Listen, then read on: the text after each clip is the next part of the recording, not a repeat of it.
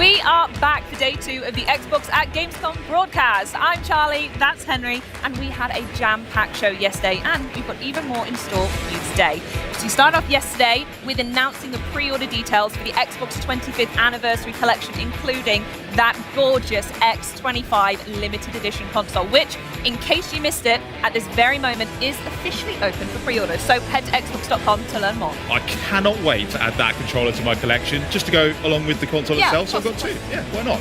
Oh, it's also worth noting, Charlie, that we did just see our very first world premiere of the day with Rogue Fortune. It's going to be a good day, Henry. And while fans here at the Xbox booth are getting their hands on the latest demos and gaming experiences, we are bringing the booth to you at home with more world premieres, live gameplay and interviews with some of the people who bring us the games, delighting fans here in Germany and around the world. Well, speaking of the Xbox booth, throughout the show, we're actually going to be bringing you guys that are watching at home to the booth as we celebrate 25 years of Xbox, including this experience showcasing Xbox through the eras. Absolutely stunning. Each console is displayed underneath their relative era's living room diorama, which is completely handcrafted, by the way, and features tons of little tiny little Easter eggs and nods to some of the most memorable moments and games in Xbox history. Fun fact, by the way, the computer screen in the Xbox Series era over there is the highest resolution screen in the entire booth. That's pretty cool, yeah. But this is the OG Xbox era living room, and honestly, I think it's my favourite one out of all of them,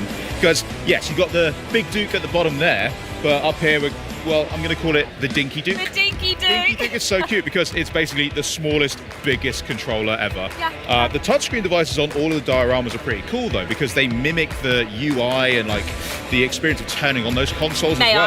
I? Okay, you go. Wow. Yeah, you remember that? You remember that? I remember that in particular. And then as you're moving through, you get all these cool factoids about like the launch of the console, memorable games, and as you press through them, it lights up different things. Yeah, You can see look at the screen. It's rolling the like OG Bungie the intro as well, which will then go into the Halo Memories. Combat Evolved screen, which is so sick. I love the little details. They're all absolutely beautiful. But what else is really cool is at each one, you get a little photo.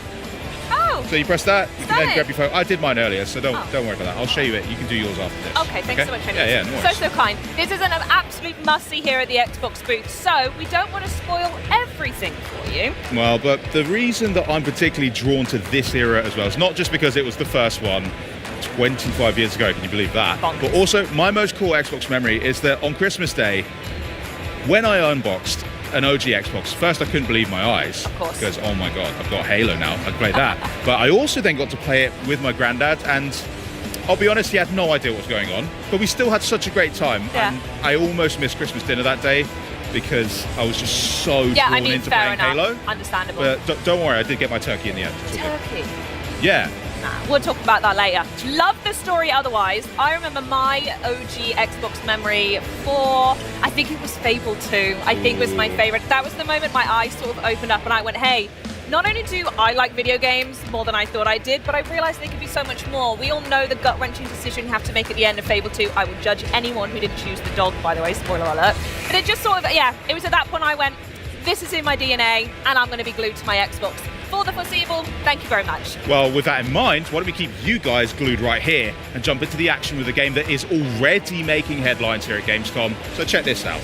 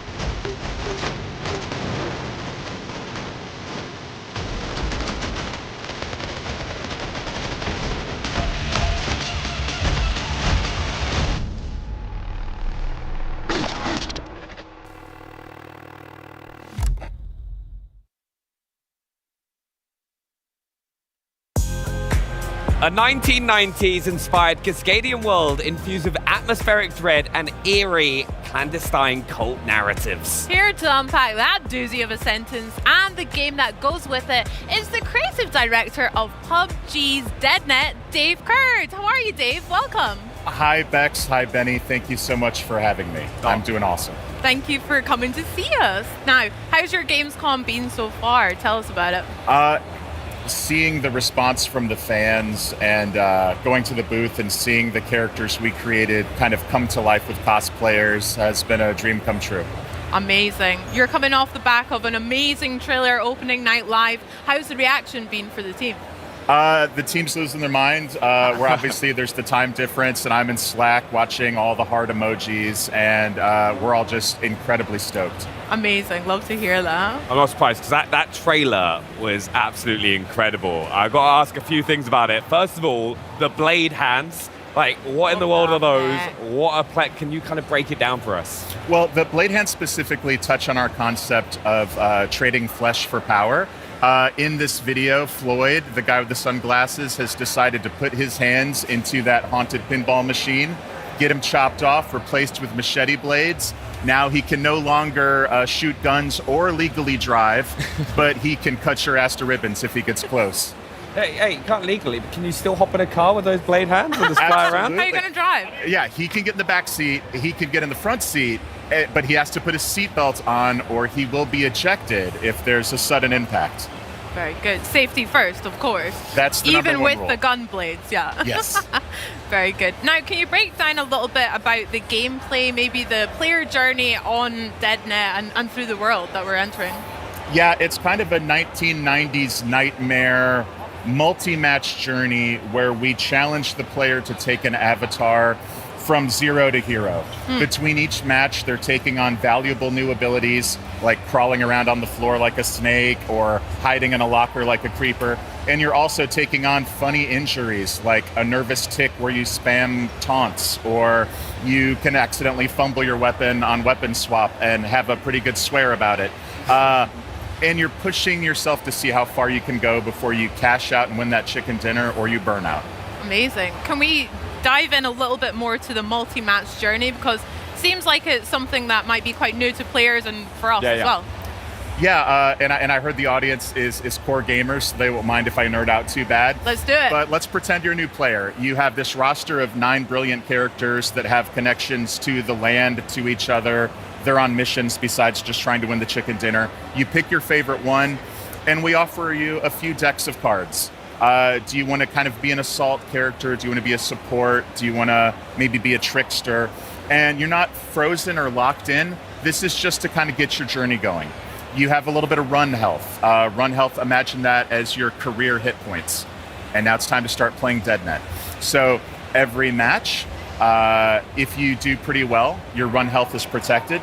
If you totally get wrecked early, which happens to me plenty of times, you lose a little bit of that run health. But even if you get totally smoked in the first few minutes, you go to the out game, and now it's time to make a decision. We're going to offer you a new power that kind of goes with that core fantasy you selected. We're going to offer you something tantalizing really outside your core fantasy. Maybe you're a support character, and we're like, hey, do you want a boombox that lets you blast Wu-Tang Clan to heal your squad? Obviously, I do. I do want that. Exactly. And then third, we'll offer you something that kind of every character could use. And as you get deeper and deeper into your run, we're going to start packaging the good stuff with injuries. So now it's like, oh, do you want an akimbo ROM's ability? But it's going to come with you sneeze in the smoke, or it hurts to swim. And so as you're playing and pushing, you're mitigating. I'm building, I think, my dream player build, but also I'm getting these wacky injuries that come up and can cause hilarious whoopsie-daisies. One of my favorite injuries is called Hollywood Stuntman. Yeah. When you slide or dive, occasionally, small chance for an explosion behind you, which will hurt you and your squad.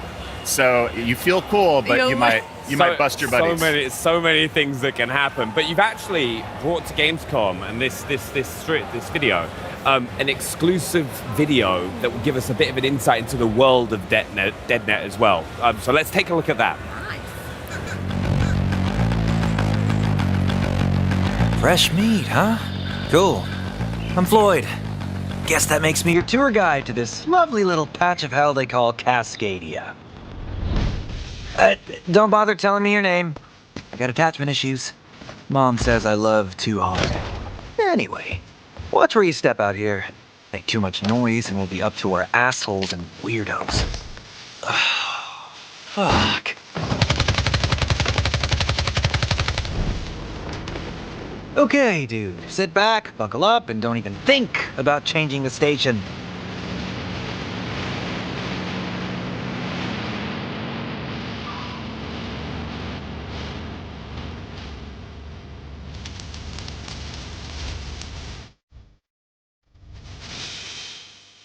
Jesus. Cryptid Cove's seen better days. Oh well. Still plenty of fun to be had in the silly hole. At least that's what Uncle Tickles used to say. Game's simple. Dog eat dog. That's DeadNet. These guys are fucking psychos, but can't fault the name. The Cult of the Blind Mother. Home to some real bad hombres with crazy fucking beliefs. Like, I heard they think Biggie killed Tupac. Oh shit. Wait, did Biggie kill Tupac?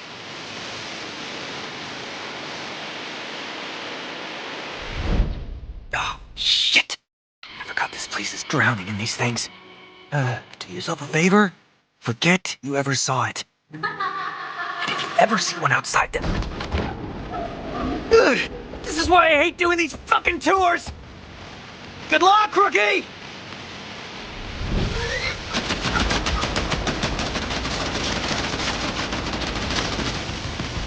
Keep moving, dude. We're almost to the falls.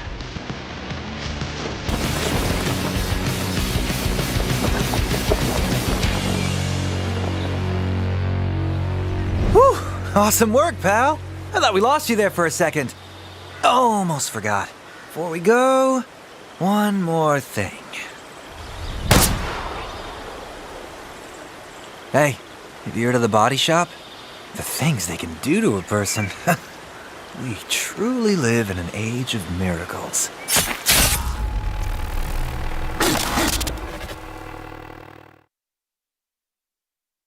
Well, clearly the game has a very distinct vibe and it looks sick as heck, Dave. I love it. I'm obsessed with every little detail. Can you talk to us a little bit about the inspiration for the world of DeadNet and what you're trying to invoke from players and their feelings?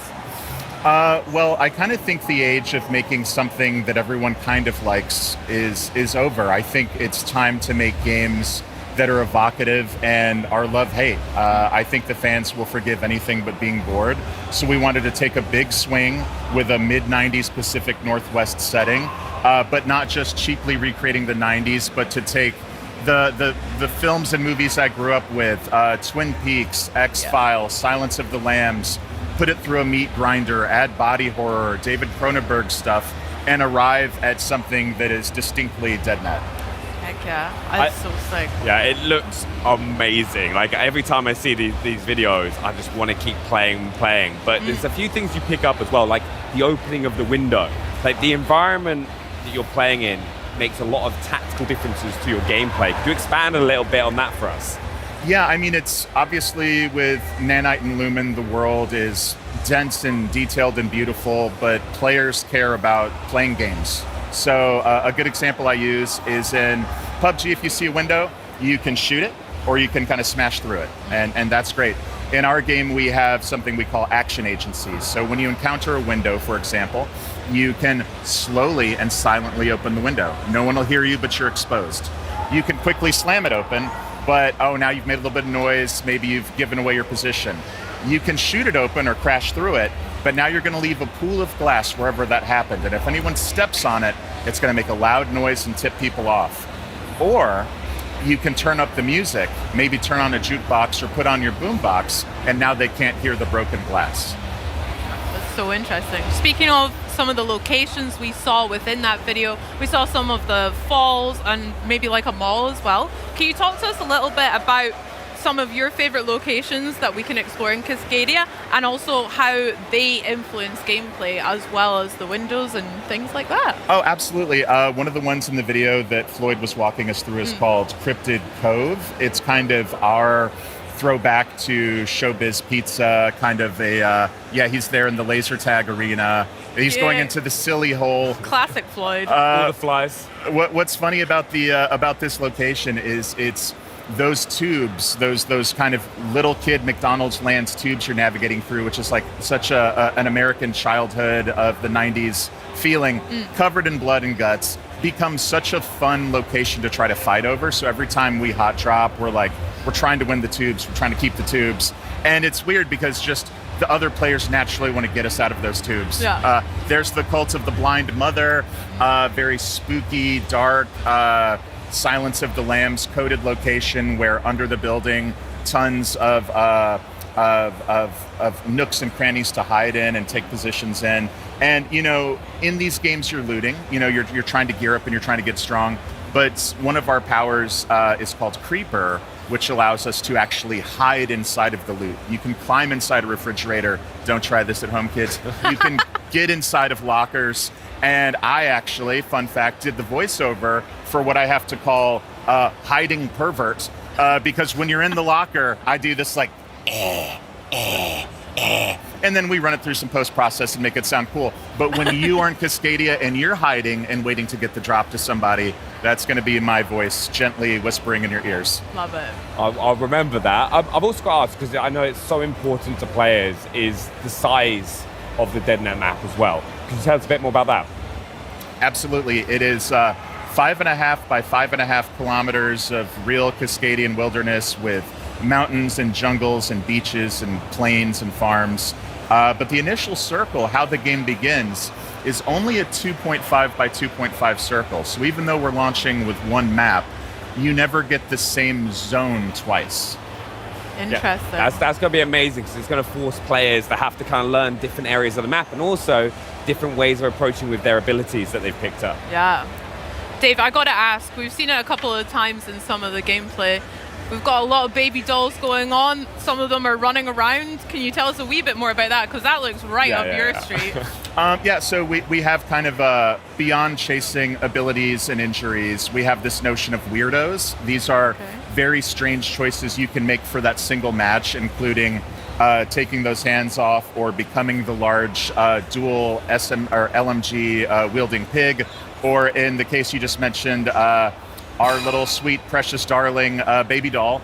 She is a 2.5 foot tall chaos gremlin that can she spawns with a little tiny RC car, which drives very fast and is very cute to manipulate. She can hitch a ride on her squad mates. She can jump on your back. And most importantly, she can jump on an enemy's back and quietly hang out. And she will occasionally laugh, which can tip them off. And if the jig is up, if she has to fight, she can start drilling in the neck and stealing med kits and making you drop your stuff, which is incredibly frustrating to deal with. Yeah. God, I'll probably end up playing DeadNet so much I'll turn into a baby doll. I just live and breathe it as much as I can. Right, Dave, we've got to talk about PUBG first coming to PC, but I hear that you and the team have really engineered DeadNet to be a bit more for a game that's console first. Can you talk a little bit about that and what that means to you guys? Well, I'm an old school console guy. My first game was Singularity by Raven Software. Shout out, made console first, aimed at the Xbox. And I myself, in my free time, my wife and I, who's probably watching, hi Kelly, Hi, we love to get on the couch and play console. So that means when we're considering how to make this game, the gunplay, the traversal, the movement has to feel so beautiful on the sticks. The UI, the UX has to be really friendly if you're 8 feet away on the couch. The rumble on your reload, or when you drop your weapon, or when a drill is going into your neck, needs to feel persuasive and fun and interesting. So we just think it makes a lot of sense to get it perfect on console, and then PC naturally would follow. Sounds good. Sounds awesome. I'm excited. Now, a lot of people who've played PUBG in the past, like narrative is not something that will instantly jump to their heads. With DeadNet, that's completely different. How is the narrative going to impact the player from game to game? So it's interesting. I talked about at the beginning of the show, you're choosing from a roster of 9 to start. Each one of these characters has connections to the map itself, where they will comment on areas of the map if they go someplace that's familiar to them. They have meta stories, goals, quests beyond just win the chicken dinner. It could be revenge, it could be finding someone that matters to them. And they have allies and rivals on the battlefield, which is expressed. If you ping someone that's an enemy, you're going to comment on it. If you revive an ally, you're going to have this little special VO. And what's been so gratifying about our previous beta tests, shout out Discord crew, is we are having fan art where without prompting, they're creating these connections, these love triangles, and they're discovering the story as they go. So we obviously want to, PUBG is the ultimate storytelling engine, and we think DeadNet expands that by letting a story go multiple matches where win or lose, you're still on a journey of finding your perfect build, and hopefully you're falling in love with your character and their goals and their quests, and you leave the game with a big smile on your face. Love that. I can't wait to find out all the tea in Cascadia then as well. Love it. Dave, we can't let you leave without talking about your tagline, "Death is only the beginning." What does that mean?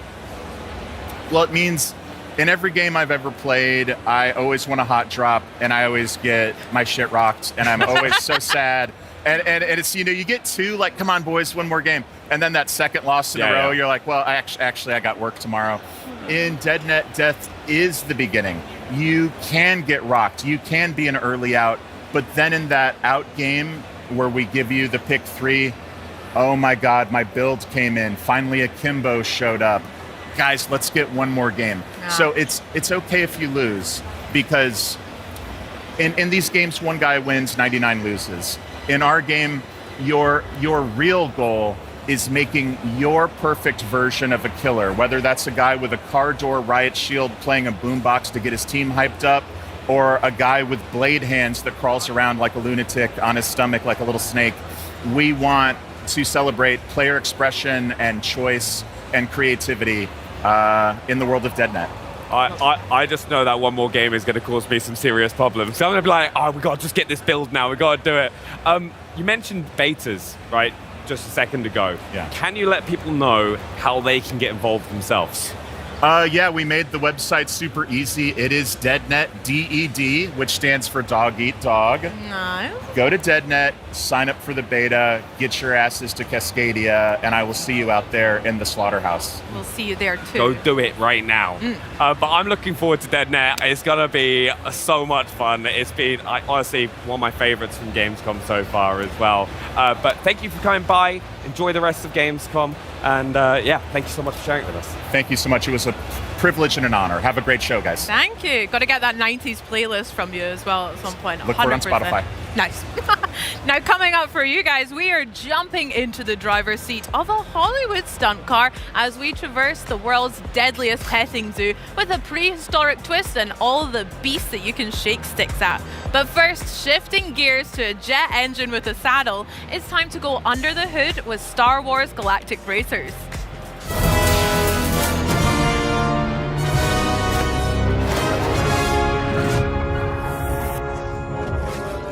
Now we're talking shade. Speeder bikes.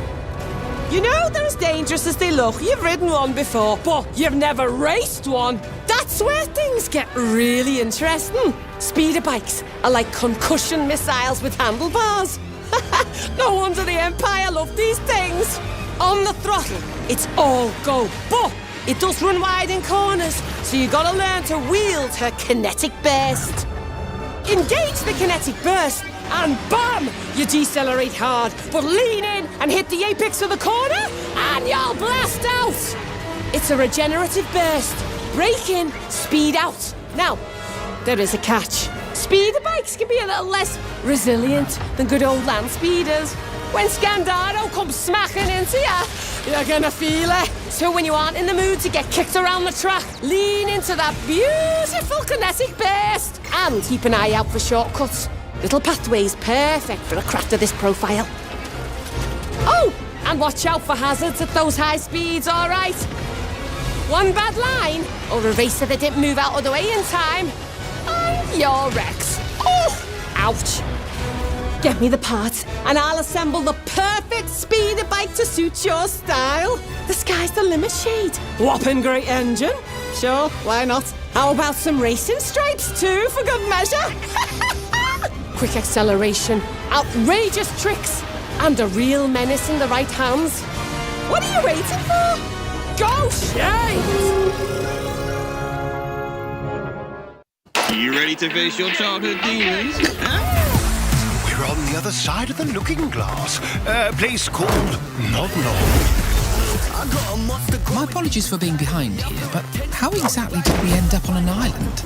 All I remember was letting them borrow my mobile phone at the clinic, and now here we are. This town has a reputation for occult rituals and devilry, you know. This isn't right. You aren't meant to know about all this stuff. I guess we have some breaking and entering to do. And you're awake. I'm willing to give it a good go, yeah. What's going on? Why am I holding a cassette tape? Please, don't be. Ring, ring. Tell me, alchemist. I trust your travels in Nod Nod have been very illuminating. What on earth have you dragged me into? See you soon. Hey everyone, welcome to this exclusive look at Planet Zoo 2, a creative management game where you get to build and manage your dream zoos. You'll be able to care for aquatic, terrestrial and avian species from all over the world, both within and beyond your zoos. Today, we're giving you a sneak preview of Wildlife Reserves, a feature that introduces an amazing gameplay experience. From rewilding ecosystems to releasing animals from your zoos back into their natural environments. These wildlife reserves have been designed with exploration and observation in mind. You'll be able to traverse these expansive landscapes on foot as well as in the new research vehicle, offering you new ways to spend time and learn about the animals you've released into your wildlife reserves. We hope you'll enjoy coming to these beautiful areas to relax, in between managing your zoos. We'll be sharing more details on wildlife reserves soon, so follow Planet Zoo 2 on social channels to be the first to know.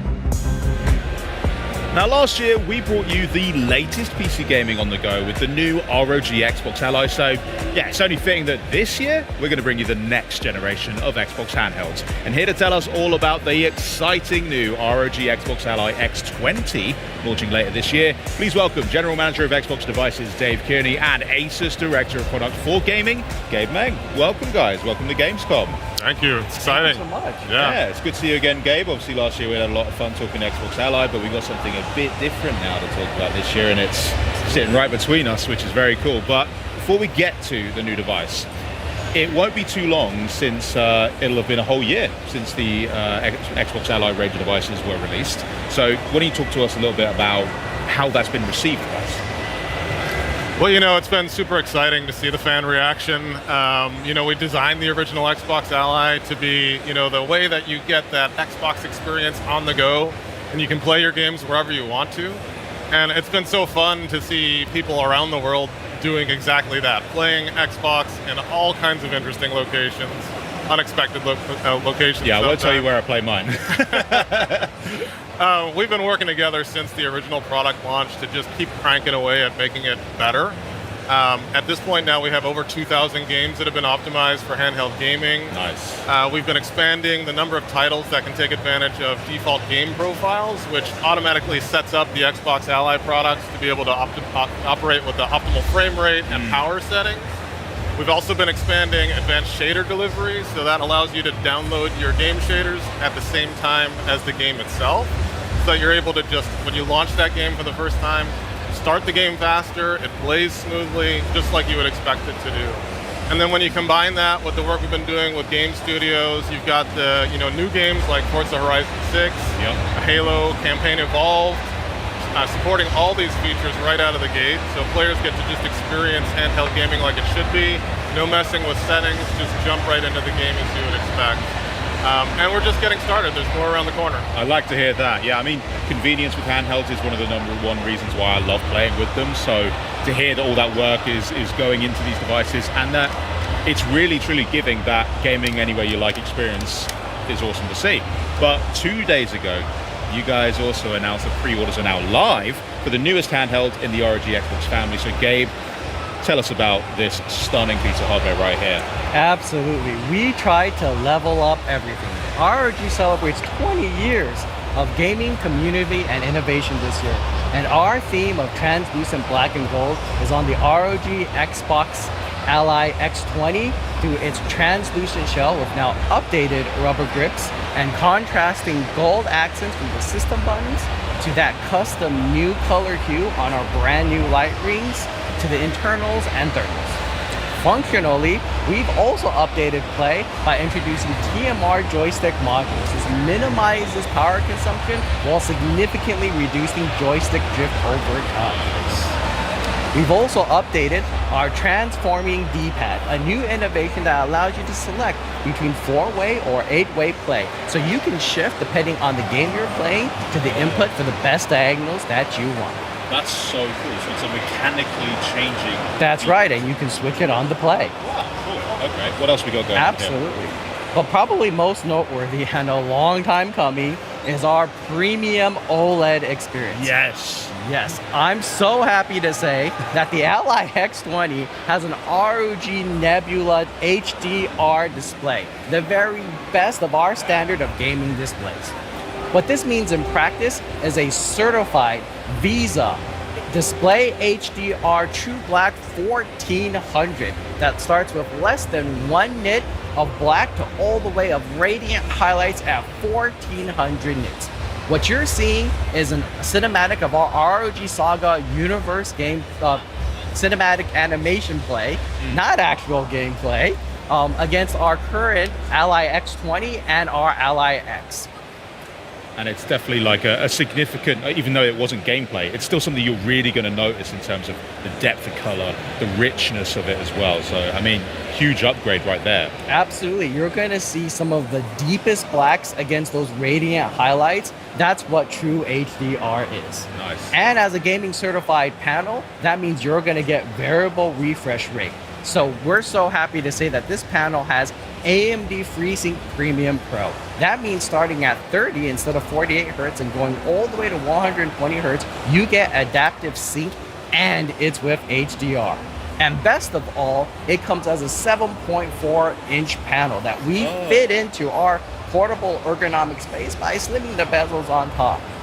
Players can also expect a suite of ROG software features intended for this whole experience at launch. That's pretty, you know what, good job. I mean, the X was great. That's a really impressive amount of things that you've managed to pack into it. I mean, larger screen, brighter colors, deeper blacks, and also I'm a sucker for translucent hardware, so you got me on board with that straight away. Obviously, like you were saying, the Ally family has been undergoing numerous software updates, firmware updates that have improved the experience for players who already own an Xbox Ally or an Xbox Ally X. Can we expect that same level of updates to land with the X20 as well? For sure. I mean, one of the things that I love about the gaming community is just the passion and there is no shortage of feedback that we get from all the fans out there. It really gives us inspiration, and we've made it our mission across Xbox and ROG to continue to level up the experience.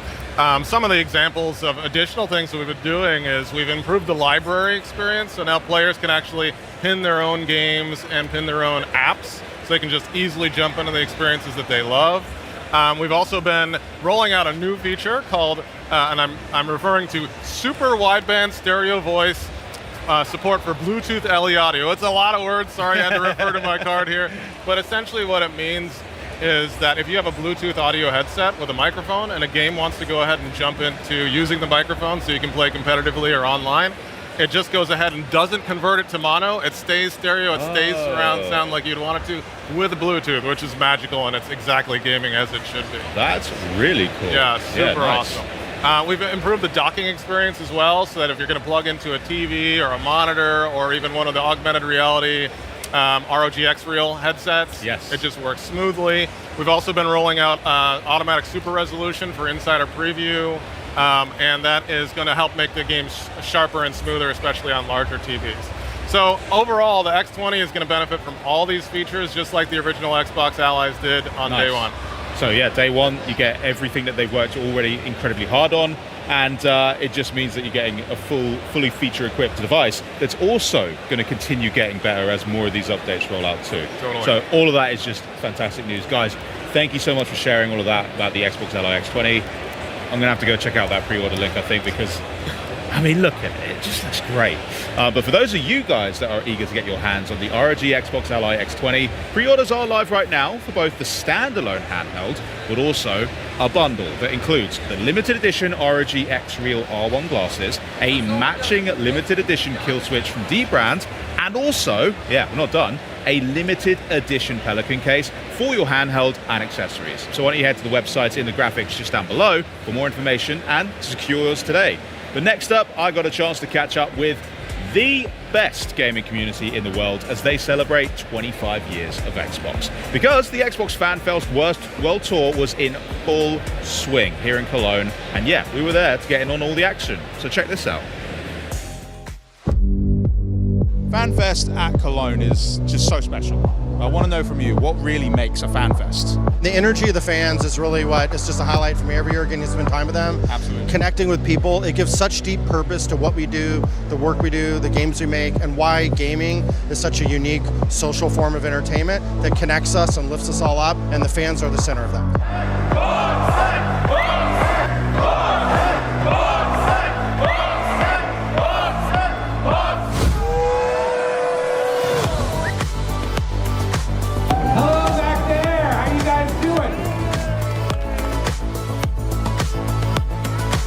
I'm so excited to be back to celebrate with you, the fans, because as you know, the community is near and dear to me. But right now, we are here to celebrate the great games.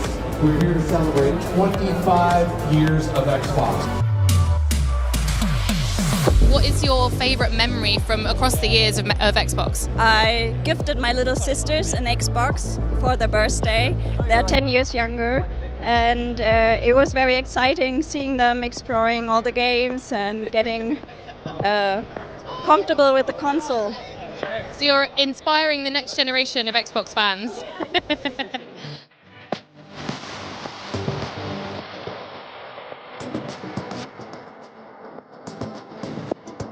Really excited. It's really a nice location, and the activities here are really cool. I won an Xbox controller, so that's a big plus.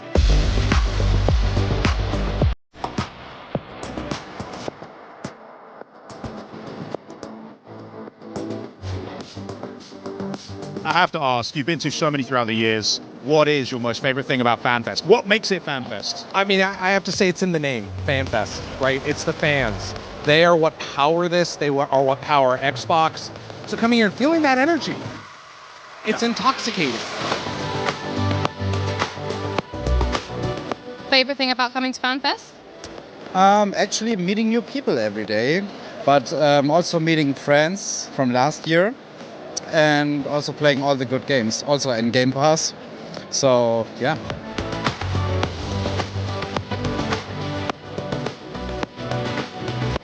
Tonight's really special because you're here with us celebrating, so I want to just give a big round of applause and say thank you to this Xbox community.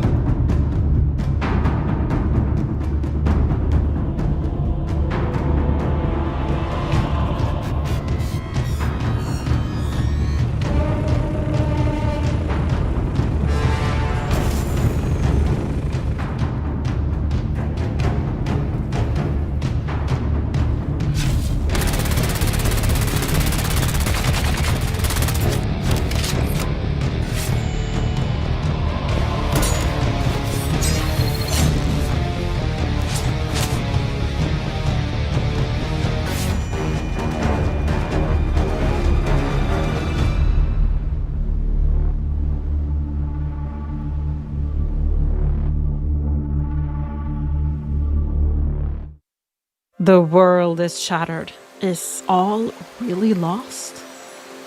I'm Angelica, creative director on Kingdom 3 Rising Realms, and I'm about to share a glimpse of what we're building in the next installment of the Kingdom game series. Kingdom is an atmospheric, side-scrolling, micro-strategy and tower defense game where you play as the monarch, wielder of the crown of creation, giving you the ability to rule. Guided only by the light of your torch, you find yourself in a dark forest. Alone, you take your first step to building your kingdom and your legacy. Ancient monuments tower against the sky as if our ancestors are still casting their stony gaze over the landscape. This looks like a pretty good spot for an outpost. A key part in managing your kingdom is to build and recruit. So let's get some citizens and assign them jobs. Hammers will create workers to help us construct new buildings, like a palisade. And bows will get us archers, ready to hunt and defend the kingdom. It may seem kind of small at first, but we'll find more people to join our cause as we explore the lands. In Kingdom 3, we want to create a vibrant world that speaks of ancient legends and introduce you to some new faces, hopefully friendly ones. Like this elite character here. She's the Bowmaster, a skilled archer who will not only bring her own firepower, but also strengthen the other archers in the kingdom. Elites are new units. They're one of a kind and they'll all bring powerful and unique abilities, and strategic choices for upgrades. Sometimes for offense, sometimes for defense, or even for a boost on the economy side of things. And that's good, because you'll need all the support you can get. As the last rays of light sink into the sea, you'll hear howls coming from the forest. The greed, they are coming for you. Finding shelter behind the walls is a clever move. Thanks to some well-placed defenses, it looks like we'll survive the night. But something tells me the greed will be back. When dawn finally arrives, we can breathe again. This is a great time to head out and discover more of our surroundings. Maybe we can find out where the greed came from. In this world, you'll encounter plenty of mysteries, powerful artifacts, and mythological beings. This demo only shows a fraction of what we planned. Interesting. I can't seem to interact with this one just yet. Don't let the beauty of this world fool you. Everything you see is at risk. We've already encountered the nightly creatures, but it's not just them. No, it's the whole land. It's like the greed has turned nature itself against us. Corrupted goo spreading and cursing the very ground we want to build our kingdom upon. Its spores and vines knock the coins out of our bag and threaten the very crown that sits upon our head. This is a new threat, and there's a new force within the greed, making them more powerful than ever. This has been a first peek into the world of Kingdom 3 Rising Realms. As you've seen, you can of course rule alone, but you don't have to. The game will have co-op, so you can always share the weight of the crown with a friend. I can't wait to show you more of the world in the future. Until then, you can wishlist Kingdom 3 Rising Realms right now. All right, folks, it's time for the big show. Welcome to Reno Said Airport, home of the Reno Air Races since 1966. And now welcome to the new home of the National Championship Air Races, Roswell, New Mexico.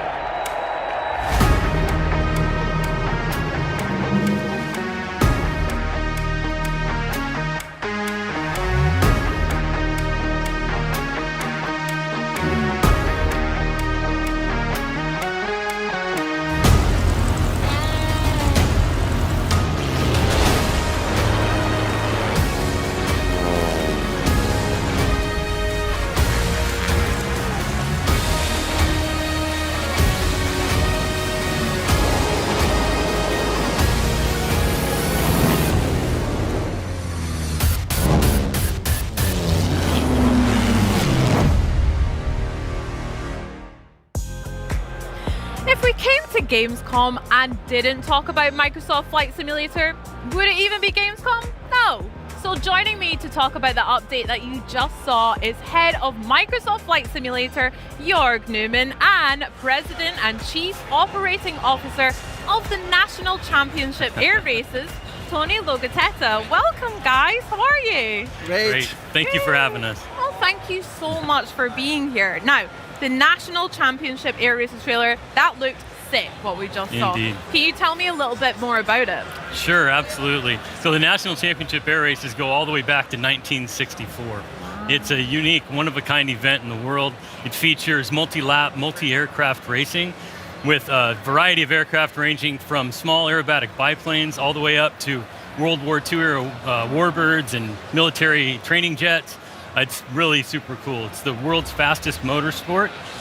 Planes get over speeds of 500 miles an hour racing wingtip to wingtip. That's up pretty against fast. each other. Oh yeah.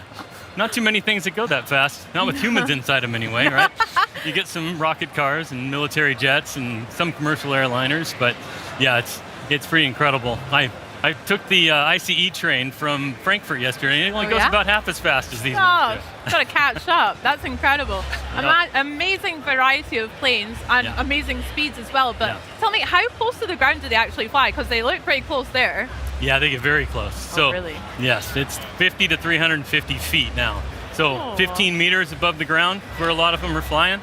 Yeah, it's That's pretty scary. Oh yeah, it's incredibly challenging, and it really takes the best pilots in the world to participate in the event. Yeah. Yeah. Wow, that's incredible. Now, so you're like, So we connected Jörg and his team with a bunch of our most experienced pilots. Yeah. And it's been so cool to watch them work and just work so hard at making this truly authentic and realistic, like bringing what's real into the flight simulator.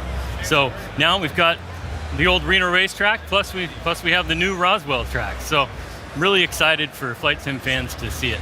I love the design of the Roswell track. That looked really cool. It's awesome. And then you've spoken about some of the pilots working with the team at Flight Simulator. Jörg, how have you made the team, you and the team made such an experience feel really authentic and realistic in flight sim for the likes of me, who maybe isn't the best pilot just yet anyway? Yeah, I mean, we couldn't obviously do it without the help of Tony and his team. So we worked with them for like 6 years now. Cool. And in Flight Sim 2020, we actually had the Reno Air Race. It's a classic race. And it was fun, it was exciting, it has a lot of fans, but for Flight Sim 2024, we wanted to take this a lot further, make it more realistic. And a lot of the realism comes out of the planes. So in Flight Sim 2020, you could just go full throttle forward and you could fly the race. It's no longer so. Now you actually have to manage the plane. You have to watch your manifold air pressure. You have to watch the engine temperature. And it's a more challenging thing, but it's much deeper. And it's a lot more fun. And on top of that, we added another race class, the short takeoff and landing race class. You saw it in the trailer. Yeah. They're like super close to the ground. It's like a 1-to-1 versus race. Also super fun. Wow, it sounds really good and really fun. Yeah. I'd love to have a go, and we actually have experiences here at Gamescom, right, on the Xbox booth? Yes. Like, so it's right over there. Like, it's the first time anybody outside the team can play the National Championship Air Races. We have a leaderboard.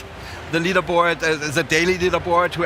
Yesterday I was on it for like a brief moment. Oh, well done, you. Yeah, well, but no. So whoever gets the top prize gets a really cool remote control P-51. We brought 7 of those planes.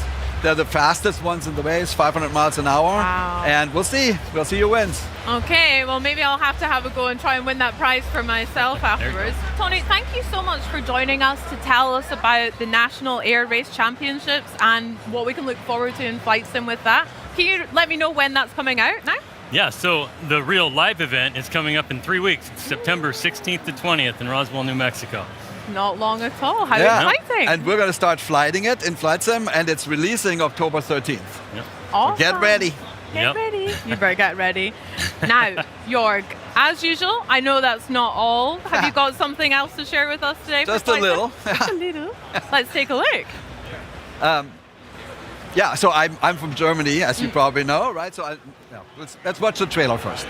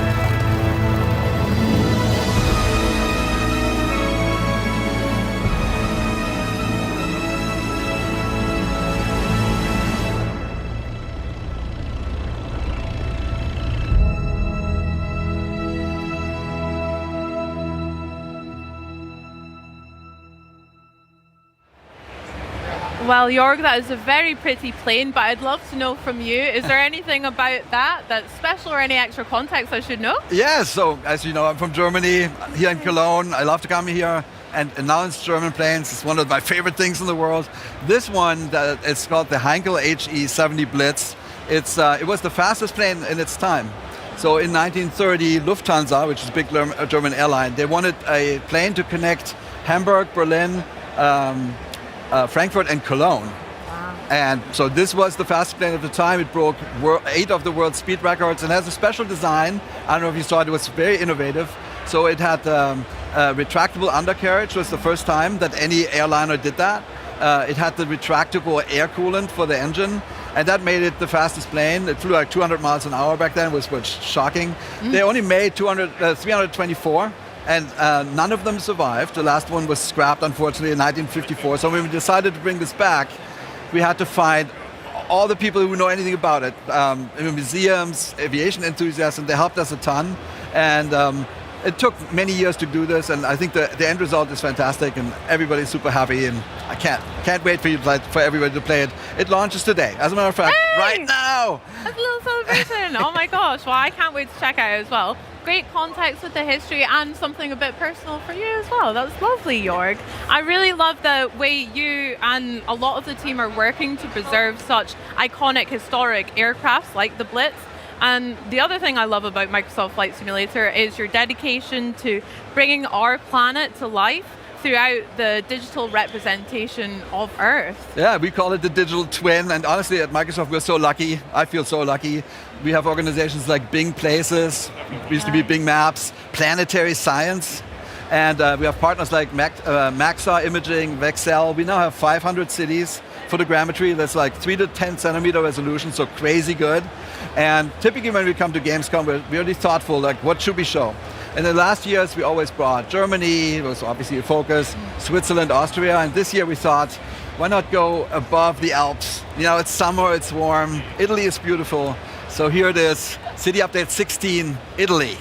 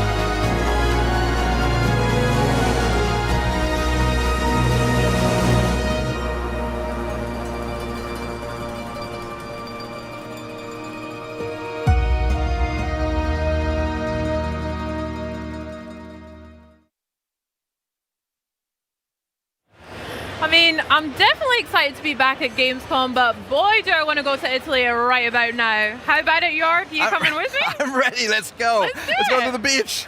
No, I'm seriously. I've been to northern Italy. I love Italy. I've been to northern Italy, like Bolzano, which we call Bozen, the Dolomites. But I've never been to San Marino. I've never been to Sardinia, Sicily. I'm super excited that people can go explore these places now. And this is also launching right now. And 2020 and 2024. Wow, how exciting both. We can go and explore. Amazing. Now, Jörg, that's a lot of aviation already, but you said you had maybe another announcement for us? Yes, and this one is personal. So like, for a few years now, we've tried to find a partnership with Lufthansa, which is the German flag carrier airline. And after all these years, I'm so happy to announce that we now have a relationship with Lufthansa. We're bringing the livery to the sim. And what's really perfect about this, Lufthansa is celebrating its 100th anniversary this year. They made a special livery on some of their fleet, the 100-year anniversary livery, and we're bringing that also to Flight Sim. Makes me so happy, I can't tell you. Amazing, congratulations. Thanks. Aww. Now, would you like to take a look at that? Would you like to show us maybe? Yes, we have a little quick trailer. Let's do it. This is Lufthansa 100 Heavy, line up for the 100 years formation. Copy that. Lufthansa Super getting into position.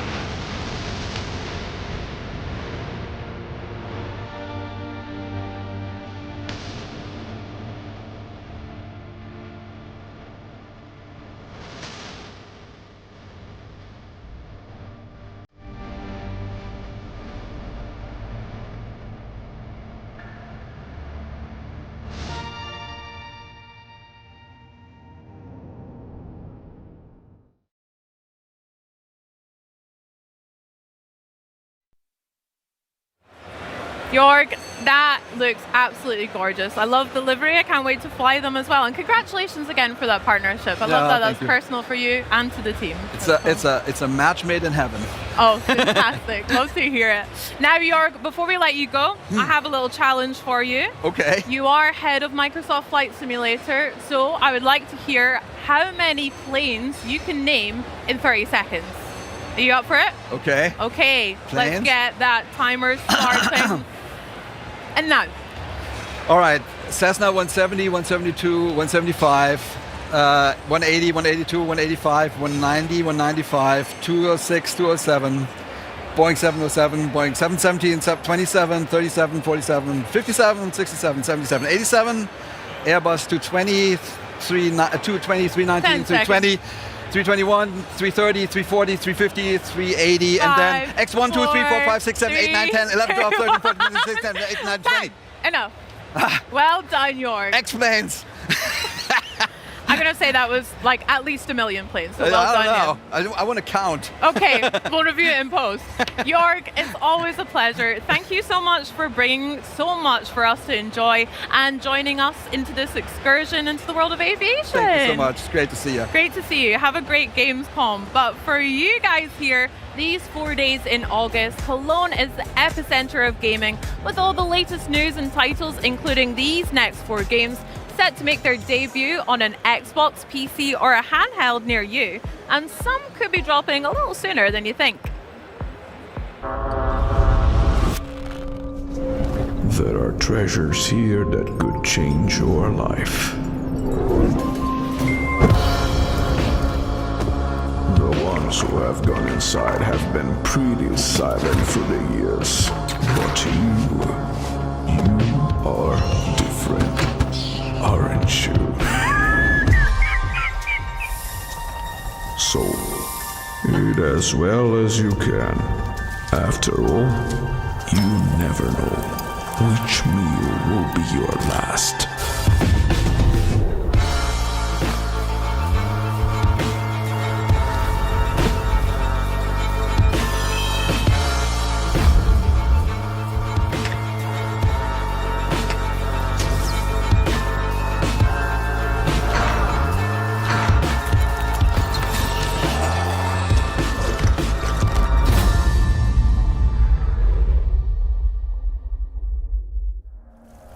This is a Paris that I no longer recognize.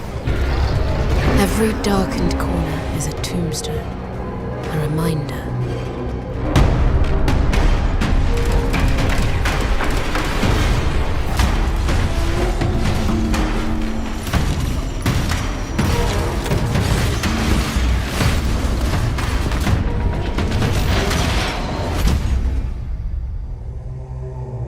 Tell me, do you think I'm chasing a false path?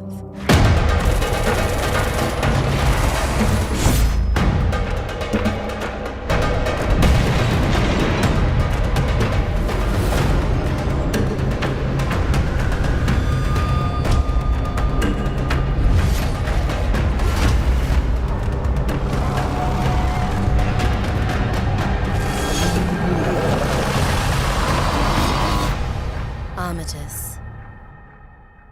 Wishlist now.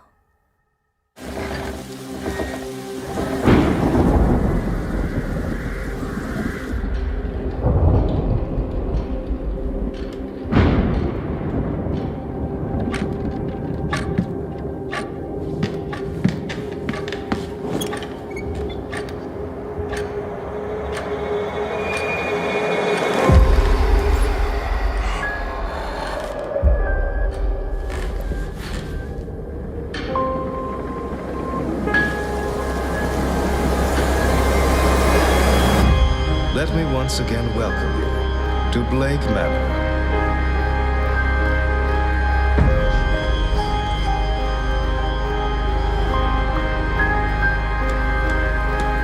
Tomorrow night, when the veil is finished, we will speak directly with one of the dead.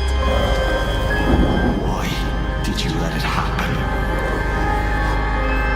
Well then, Mr. Ward, welcome to the Grand Seance.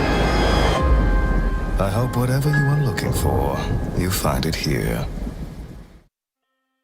Hey survivors, the heart of Daisy Badlands is Nasdara, a 267 kilometers squared arid borderland, layered with proud regional history, geopolitical intrigue, and countless stories waiting to be told. Most importantly, your story. But instead of being just survivors stranded on the coast, we now expect you to become nomads, mercenaries, and local to know the lay of the land. In short, you are expected to be more experienced, hardened, and shrewd. However, our motto, "This is your story," is still very much in effect. That means we still expect you to approach it in your own way and pace. You will lead your own story, by dying a lot. At first, this might happen because of prolonged exposure to the sun or extreme dehydration, since standing water is scarce in Nasdara. but you know what you are doing. You will search for regional clothing with low insulation, keep yourself in the shade, and maybe even team up with another player to restore a broken down well so you can share the water. And then they can betray you. Let's say you have the basics of survival figured out. You found some decent gear, interesting food and drinks to keep you going, a friendly companion to travel with, and motorcycles that can take you farther than you've ever gone before. Anyhow, at this point you will want to upgrade to better gear and find stronger protection. You'll have multiple points of interest to choose from, like these examples.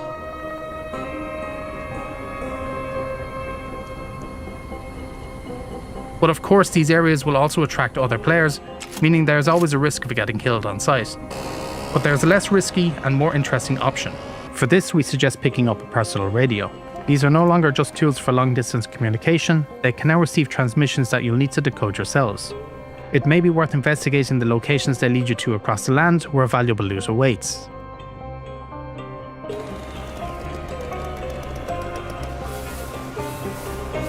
We won't leave you high and dry, as you'll find resources to help you decode the messages. So, now that you have all the loot you need and more, how do you store it safely? You will be able to rebuild and barricade some of the houses found throughout Nasdara. Whether it is a single room or an entire building, there will be plenty of options to choose from, as long as you can gather the necessary materials for your reconstruction project. And most importantly, shelter is a necessity when it comes to keeping you and your squad safe, especially during a certain event, when all you can do is hunker down, wait it out, and hope it passes. Of course, these are only a few possible lives. As always, this is your story, and we can't wait to see them all. See you in the Badlands on October 15th, survivors.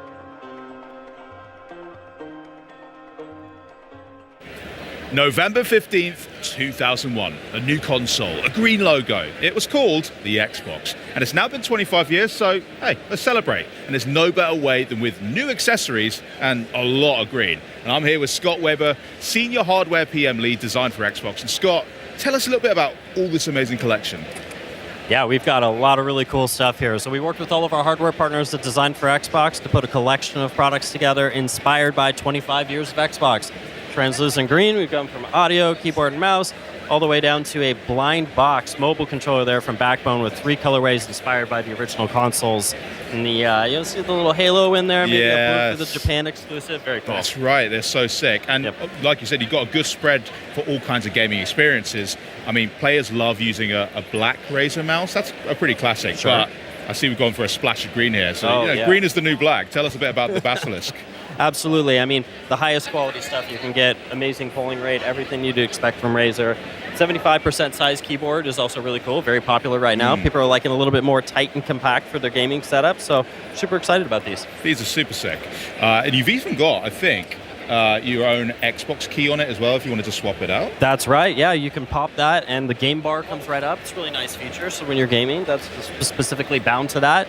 And you can, have all your socials right there, chat with all your friends, whatever else you need to do, manage your captures. Hell yeah. I do a lot of capture. I'm not saying the gameplay's good, but I'm capturing it at least. Perfect, yeah. We've also got some hammerheads as well, again, in that same kind of translucent green, which is really sick. What's the deal with the hyperspeed hammerheads? These are so cool, right? So for a long time, we'd had requests for earbuds for console, right? And we never had the ability to do these. Now in this translucent green, this is actually something that connects directly to your console. So you still want to use these for on the go, you want to use them on your PC, that's great. But you can connect these directly to your console and get, latency-free 2.4 gigahertz sound.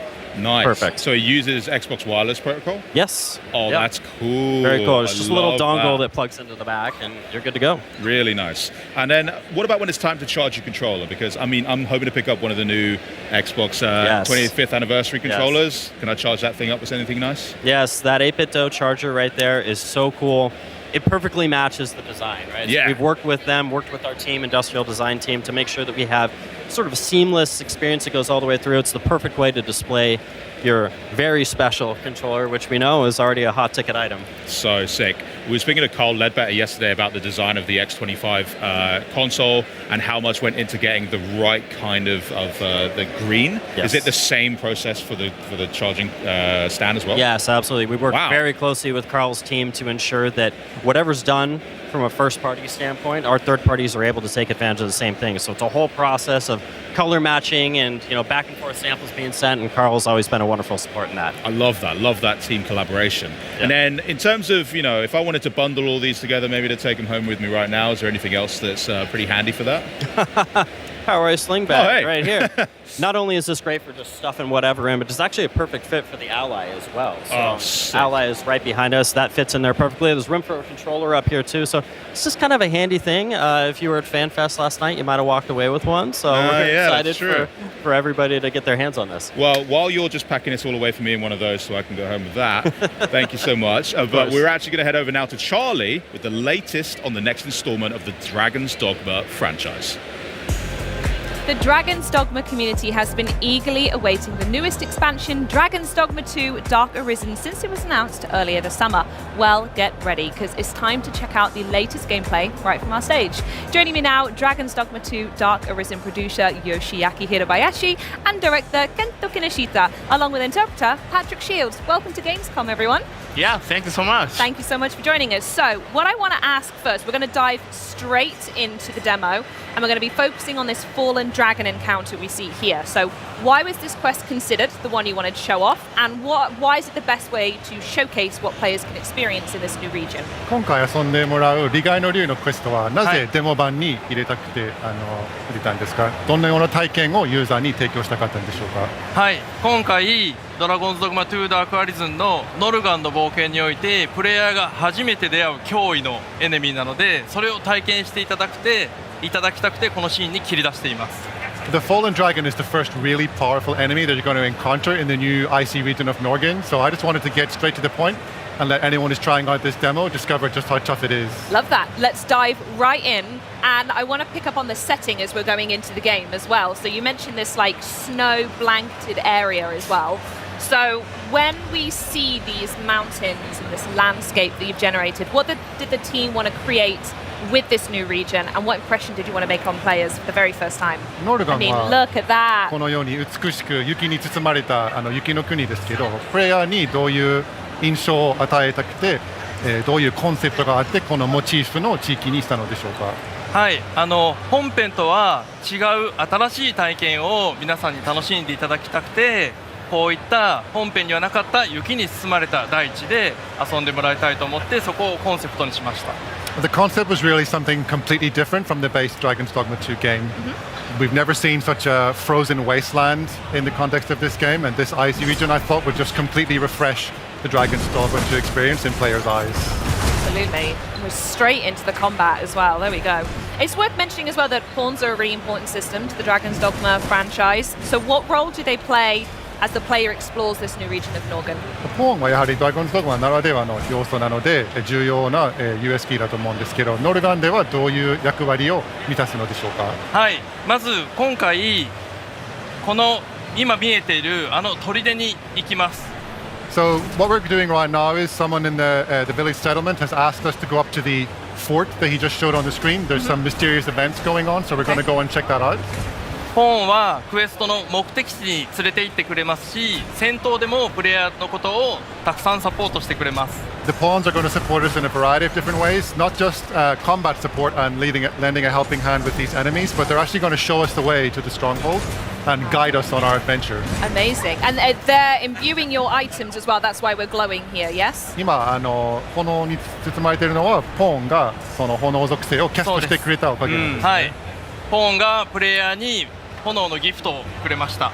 Exactly. They've granted you the gift of fire just in time for the icy enemies. Nice, perfect touch. Love that.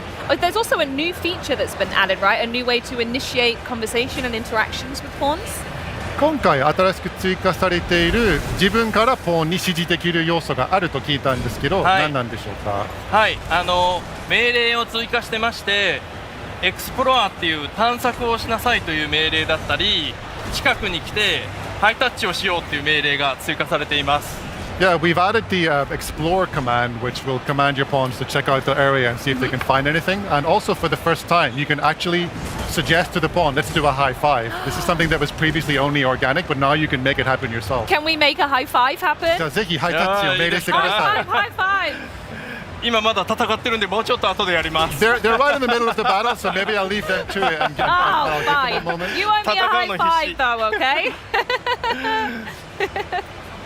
Could you tell us a little bit more about the design philosophy as well behind these? I mean, these really unique combat encounters. We just saw that the environment when you walked through that pillar there landed on someone too. So it's a pretty unique way you can fight through this universe. こういうつららですとか、雪の氷の国ならではのギミックもあると思うんですけど、その辺のデザインのフィロソフィーとコンセプトについて教えてください。そうですね。本編になかったこの地形を使ったりギミックを使った体験を大事にして。戦う以外の戦術としてこういった要素が楽しめるように作っています。このつららに敵を刺したりすることもできます。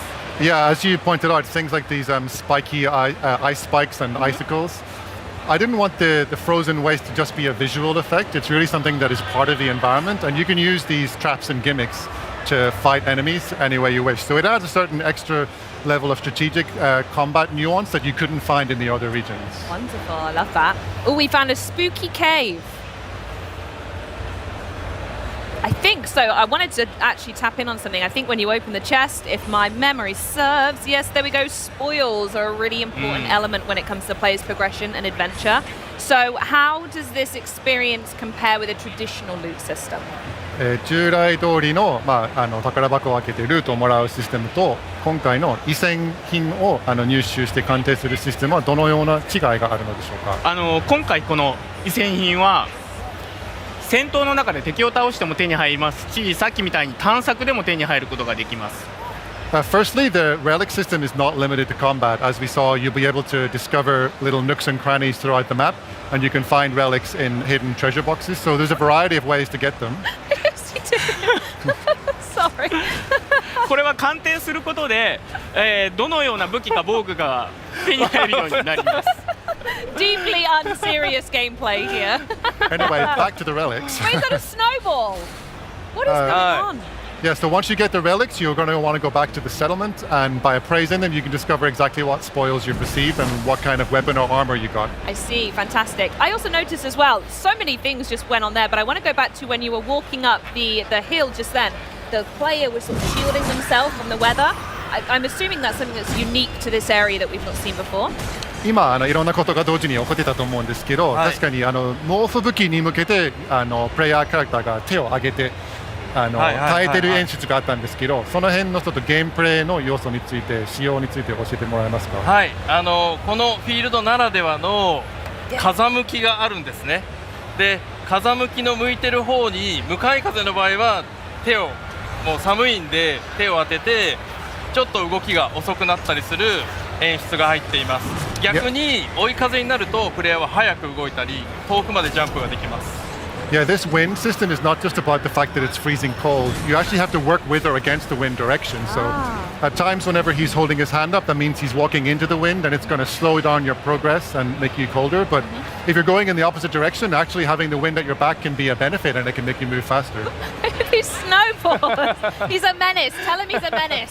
もう意地悪なんですね、遊び方が。いや、紹介ですよ。All I want to do is show you the features. Oh, thank you. There's crazy features. Also, am I right in saying that this is kind of a weird place to be encountering ghouls? Is this hinting at something else that's maybe wrong with the area? このような設定にグールっていう敵がいるのはなんかちょっと違和感を感じますけど、それなんかのヒントになってたりするんでしょうか。そうですね。本来このノルガンという土地にはグールのような魔物はいなかったんです。でも村の小集落にいる NPC のドリたちからこの砦で異変が起きてるから調べてくれと言われてここに来ているので、その中で今グールに出会って何か異変が起きているという状況です。Exactly. The reason we've come up to this fort is because the people in the village have told us something strange is going on up here. You said, We've never seen these kind of undead creatures, so we want you to go and investigate. And really there shouldn't be ghouls up here in the icy waste of Norgan. So we're going to have to find out what the source of this infestation is. Absolutely, and the best way to figure that out is another new feature that you guys have added, which is 6 skill slots you have now, so 2 brand new ones. So why was that addition important for players in this update? 今探索と戦闘している間に、確かに武器のスキルが、4つから6つセットできるようになっている状況でのプレイなんですけど、なぜそういうふうに仕様を変更したのでしょうか。はい、ユーザーの皆さんからいろいろお声をいただいて、戦闘は楽しいんだけれども、もう少しカスタムスキルをセットしたいんだというご要望もたくさんいただいたので、カスタムスキルのセット数を4から6に増やしています。The increase in the skill slots was really a response to player feedback. As you said, it was only 4 slots in the base game, and we heard from a lot of players that while they loved the combat action of the game, they just felt a little bit limited in terms of their toolset variety. So boosting that up to 6 slots, I think, just gives you so many more options at a given time, and Everyone wants to do more. Yeah, right? it gives you extra depth to your gameplay. こちらのカスタムスキルが4から6になるのは9月の2日に予定しているタイトルアップデートですでにもうドラゴンドグマ2本体の方で体験することが可能です。This isn't a DLC exclusive feature though. We're adding in the extra skill slots in the update which we've just announced this morning is coming on 2nd of September European time, 1st of September Pacific time. You'll be able to update your base Dragon's Dogma 2 game and enjoy that extra 2 skill slots even if you haven't yet got into Dark Arisen. Fantastic news. Feels like Christmas. What a gift. 嬉しいプレゼントなんですね。I'm wondering, do you have any favorite class types to fight as, or anyone that you guys tend to roll with immediately? テストプレイとかプライベートでも好んで選ぶジョブとかありますでしょうか。僕はファイターのスラッシュ&ボードの遊び方が好きなので、よくこのファイターを選んで遊んでいます。I believe simple is best, so I stick to the fighter. You know, they call it sword and board gameplay, and that suits me perfectly, so I stick with the fighter usually. Amazing. What's that? I'm gonna guess that's the fallen dragon we saw at the beginning. これは一体何でしょうか。利害の竜という存在だったりするのでしょうか。はい、このシーンの目玉となるボスバトルが始まります。Yeah, this is the key centerpiece of this quest. It's the battle with the fallen dragon. It's got a really how do I say this as a compliment? That's a really horrible looking dragon. And I'm gonna guess the ghouls are connected to him in some way because he's spitting them up. この不気味な要素からすると、おそらくグールの存在に関連している存在なんですね。そうなんです。今まさしく喋ってる間に吐き出しましたし、グールを吐き出して、グールも迫ってきますし、このドラゴンとも戦わなきゃいけない非常に危機の楽しめるシチュエーションです。Exactly. While you were asking, he literally puked up those ghouls. Yeah. So they're question asked, question answered. There you go. So they're going to add a little bit of extra spice to this boss battle. You're not just taking on this huge dragon, but you have this crowd of ghouls to try and manage as well. Yeah. Absolutely. And clearly, you can see from the screen right here, if anyone hasn't played any Dragon's Dogma gameplay, that health bar is pretty monstrous. So we know that this dragon is an immense threat to this region. So why was he the best one to show off for this experience? Is it because he was big, mean, ugly, and difficult, or was there another reason? HP ゲージとドット数からすると相当手強い敵だと思うんですけど、あえてこの高難易度の敵をデモのクエストとして選びたかったのでしょうか。チャレンジングな内容ということをアピールしているものでしょうか。そうですね。チャレンジングな内容もアピールできたらいいと思ってたんですけれども、いいと思ってるんですけれども、それ以上にこのノルガンのストーリーに対して重要なドラゴンだから紹介したくてシーンに入れています。That's certainly one aspect, showing you that there's really meaty challenge awaiting you in Dark Arisen, but also the Fallen Dragon is really a key puzzle piece to the game's storyline. So I wanted to choose a quest where people can get an experience of what awaits them in the story as well. He's crawling all over his head now. I mean, it's amazing gameplay. I absolutely love it, and it's so good to see a battle with a dragon because it's such a defining feature of the series. So, can you tell us some more maybe memorable moments we can expect from this combat encounter? 今回のボス戦は今頭に登ったりしてると思うんですけど、他に何か期待できるサプライズな要素ですとか、チャレンジングな部分を紹介してもらっていいでしょうか。はい、これからもう少し頑張って攻略していくんですけれども、このドラゴン心臓がないんです。I'm going to keep trying to take him down, and you'll probably see some changes as the fight progresses. But it's quite easy to notice right now that this dragon actually has no heart in its chest. There's a Does hollow it not? hole. Wow, that's the blue that we're はい seeing. It also doesn't have a head anymore. はい、またこのように That's 頭を壊してもまだ動くのです。 He may have lost his head, but he's gonna not just Oh. die instantly. So, So- don't worry, the battle isn't over. The health bar's going isn't a sign of good things. There's actually more HP work ゲー to ジが効 do. いたのはもう終わってるっていうわけではないんです。そうなんです。 Yeah, still not over. Oh no. And the health bar is completely back. もう完全に回復したじゃないですか。は HP い、ゲージ。はい、 And so are all the ads. そうです。まだグール入ってきますし、まだ動くので、プレイヤーはどうやったら倒せるのかを探して戦うことが。 Yeah, you quickly realize that even a beheading won't do it, and also the ghoul puking is back. So Yeah. at this point, the player is thinking, how am I going to beat this thing? Absolutely, 100%. He's lost an arm now as well. I'm going to guess now's a really bad time to ask the pawns to high five, right? この間でハイタッチするのはさすがにタイミング悪いんですよ、ね。危険です。It's too dangerous. はい、そして今壊した部位を再生しました。不死の竜なんです。 Well, it's kind of an undead dragon essentially. Yeah, so some of the it's parts that bad. we've cut off are starting to regenerate as well. So it's pretty tough. So does that mean you need to change up your strategy in fighting this, or is this maybe a lost battle to begin with? もう戦略を変えるべきなのか、もはや諦めることなのでしょうか。そうですね。物語を通してこのドラゴンを倒す方法を探さなくてはなりません。Through the course of the storyline, you're going to have to realize, taking on board that you couldn't beat it this first time, you need to find a way to slay this dragon, and that's going to be the centerpiece of the story. Wow, okay. I mean, you've really put a nail in the coffin there. There's no way you're going to come back from that. ですが、ここでもう一人キャラクターが登場します。 Well, just whenever we thought things were lost, we're going to find some support from a surprising source. Ah, this mysterious woman. Am I allowed to know who this is? この謎に包まれた女性の存在について何か教えてもらえることはありますか？どうぞ。ここからはこの女性がどういうふうにこの竜と自分と関わるのかはぜひゲームプレイを通して楽しんでいただきたいんです。 Well, I would love to spill all the secrets right now, but I really want everyone to enjoy the game, so I'm going to leave it for you to find out when you get your hands on Dark Arisen. Fair enough. I can't ask for anything more. So let's recap everything that we spoke about today. So there's new environments, new exploration mechanics, spoil system, narrative mysteries, but what do you think will surprise long-time Dragon Dogma fans most when they first set foot in this region? 今回新しいエリアや戦闘、コンバットでできることをいろいろ紹介してもらったと思うんですけど、ドラゴンズドグマの既存ファンが一番驚く新要素は何だと思いますか？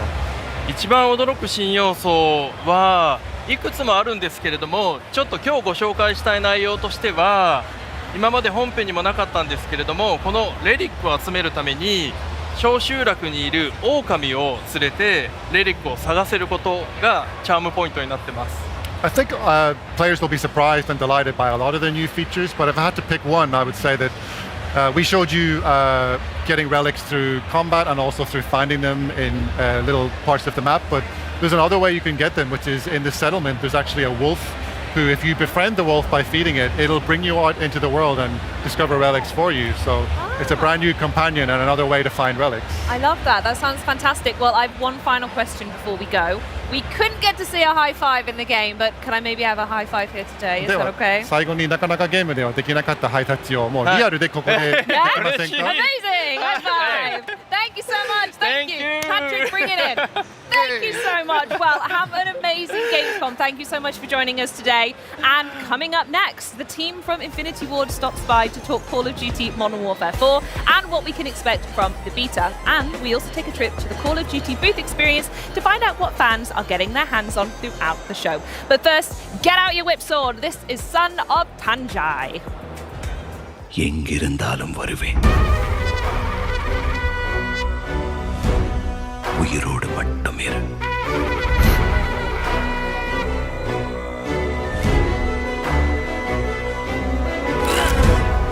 தப்பான இடத்துக்கு வந்துட்ட தம்பி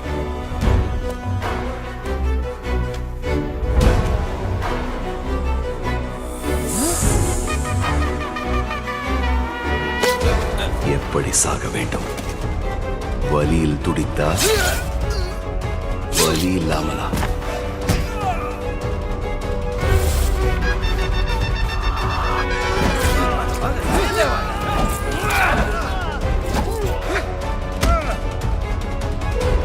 அந்த கால் என்ன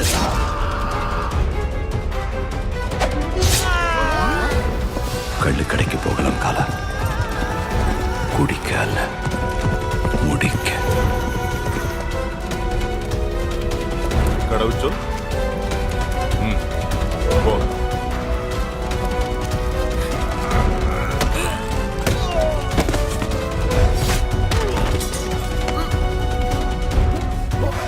നീതാ இந்த கூட்டத்துக்கு தலைவன் வாந்தலடா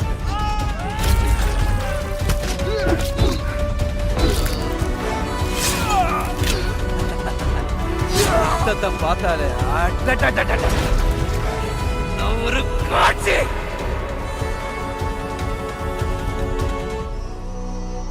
என்னை காப்பாற்றுவதை விட்டால் உனக்கு வேறு வேலை இல்லையா?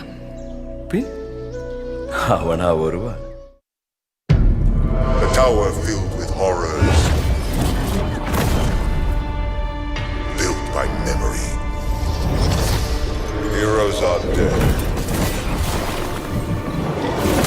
Echoes remain. You are what you carry, and what you leave behind.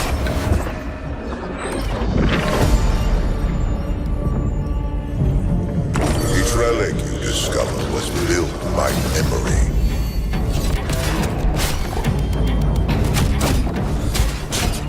Some of them are eternal.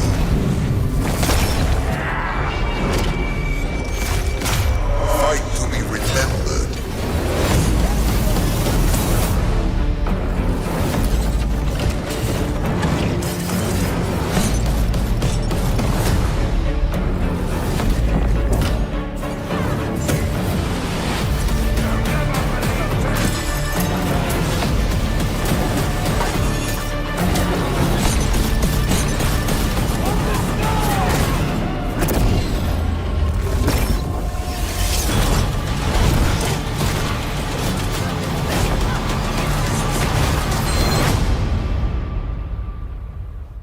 Hi, I'm Min from Bonfire Studios. We're super excited to announce that Archeron is coming to consoles. We've been playtesting as a team for years. We've expanded it into PC, and now we're bringing our playtesting to Xbox. I'm here with Jeremy and Elliot, and we're going to talk to you about how much we love our game and why it's fun and different. So how would you describe Archeron to a friend? I would describe it as like an isometric, ability-based, competitive PvP game.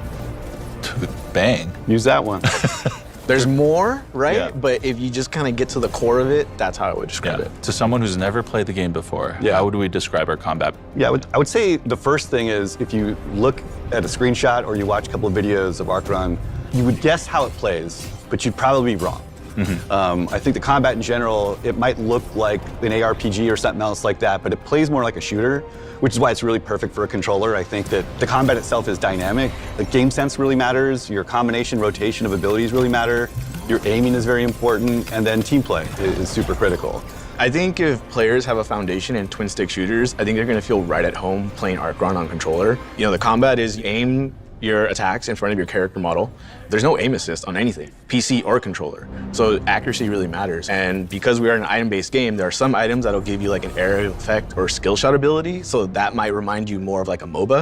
And that's where the magic, I think, unlocks is like when you actually start figuring out the movement, knowing what the items are, and then aiming. And that first time you do that Rinchi cleaver leap, and then you land on a player, it's like magic. So we've got these really cool characters in the game called Eternals. They give you access to these different playstyles. Can you tell us a little bit about what Eternals actually do in the game? Yeah, so Eternals were kind of designed to be a synergistic gameplay scenarios. Because we have a loadout system and you can pick different items from different Eternals, when you become a full Eternal, each item is meant to pair well with the rest of the loadout. You made a lot of these Eternals. Like, do you have a favorite child? They're all my favorite. The Eternal that I love playing the most right now probably is Hollow. She's just always been a playstyle that I really liked. Using the wall to separate the enemy, it's super fun.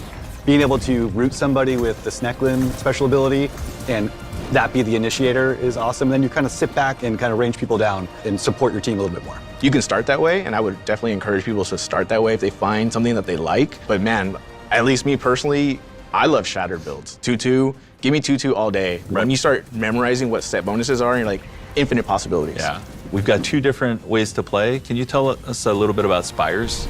Yeah, so Spires is an arena climb game mode, so it's 3v3. You get your items by purchasing them before you enter a best of 3 match.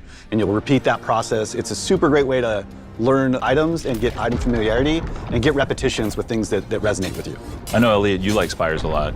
Yeah, I mean, I like both game modes for different reasons, but I think Spires is a great way to kind of warm up to even get into Ascension. You know, like Jeremy said, this could be the nice way you start, and then you kind of graduate into that Ascension mode. I think that's a good segue to jump into Ascension. So, playing Spires, you're getting the reps, you're mastering combat. Right. Now you've learned that, you're jumping into Ascension. What's happening in there? Yeah, so if Spires is all about player agency and selecting what you want and getting familiar with it and getting reps with the things that you're into, Ascension starts you with nothing. And there's 45 other players, 15 teams of 3. You all start with nothing. You need to loot on each floor, find your items, build your loadout, synergize with your team, and at some point, the beacons will call. You're kind of just building tension. Every beacon fight feels like the final fight of another larger scale multiplayer match. The top one has the added tension. And all right, this is for all the marbles. You make it all the way to the top and you win that one. I just feel like that's just peak Archeron. Yeah, it's just how charged you feel when you win 4 fights in a row is just pretty nuts. So we've told you a lot about how fun Ascension is to play. Now we're gonna show you the final fight of an Ascension match from our morning playtest. Okay, you're on your own. Carrot. Okay. Green. Gotta back up. You have glow? Toker's down. Got a Tilfer. Yeah. I'm watching Tilfer's body. Full healing. Oh. Right there.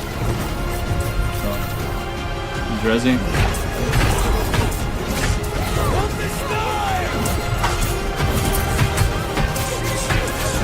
Nope. Healing. Oh, I got no heals. Yes! Let's go! Thank you so much for allowing us to share Archeron with you today.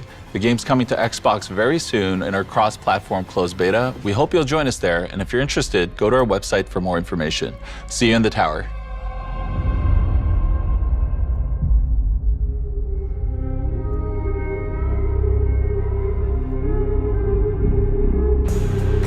Welcome to the Call of Duty Modern Warfare 4 booth, where we've got 24 demo stations where players are getting the chance to go experience some thrilling 6v6 multiplayer matches. Weekend 1 of the open beta kicks off tomorrow, so we'll throw it to Benny, who is standing by with the team from an Infinity Ward, to tell us all the juicy details.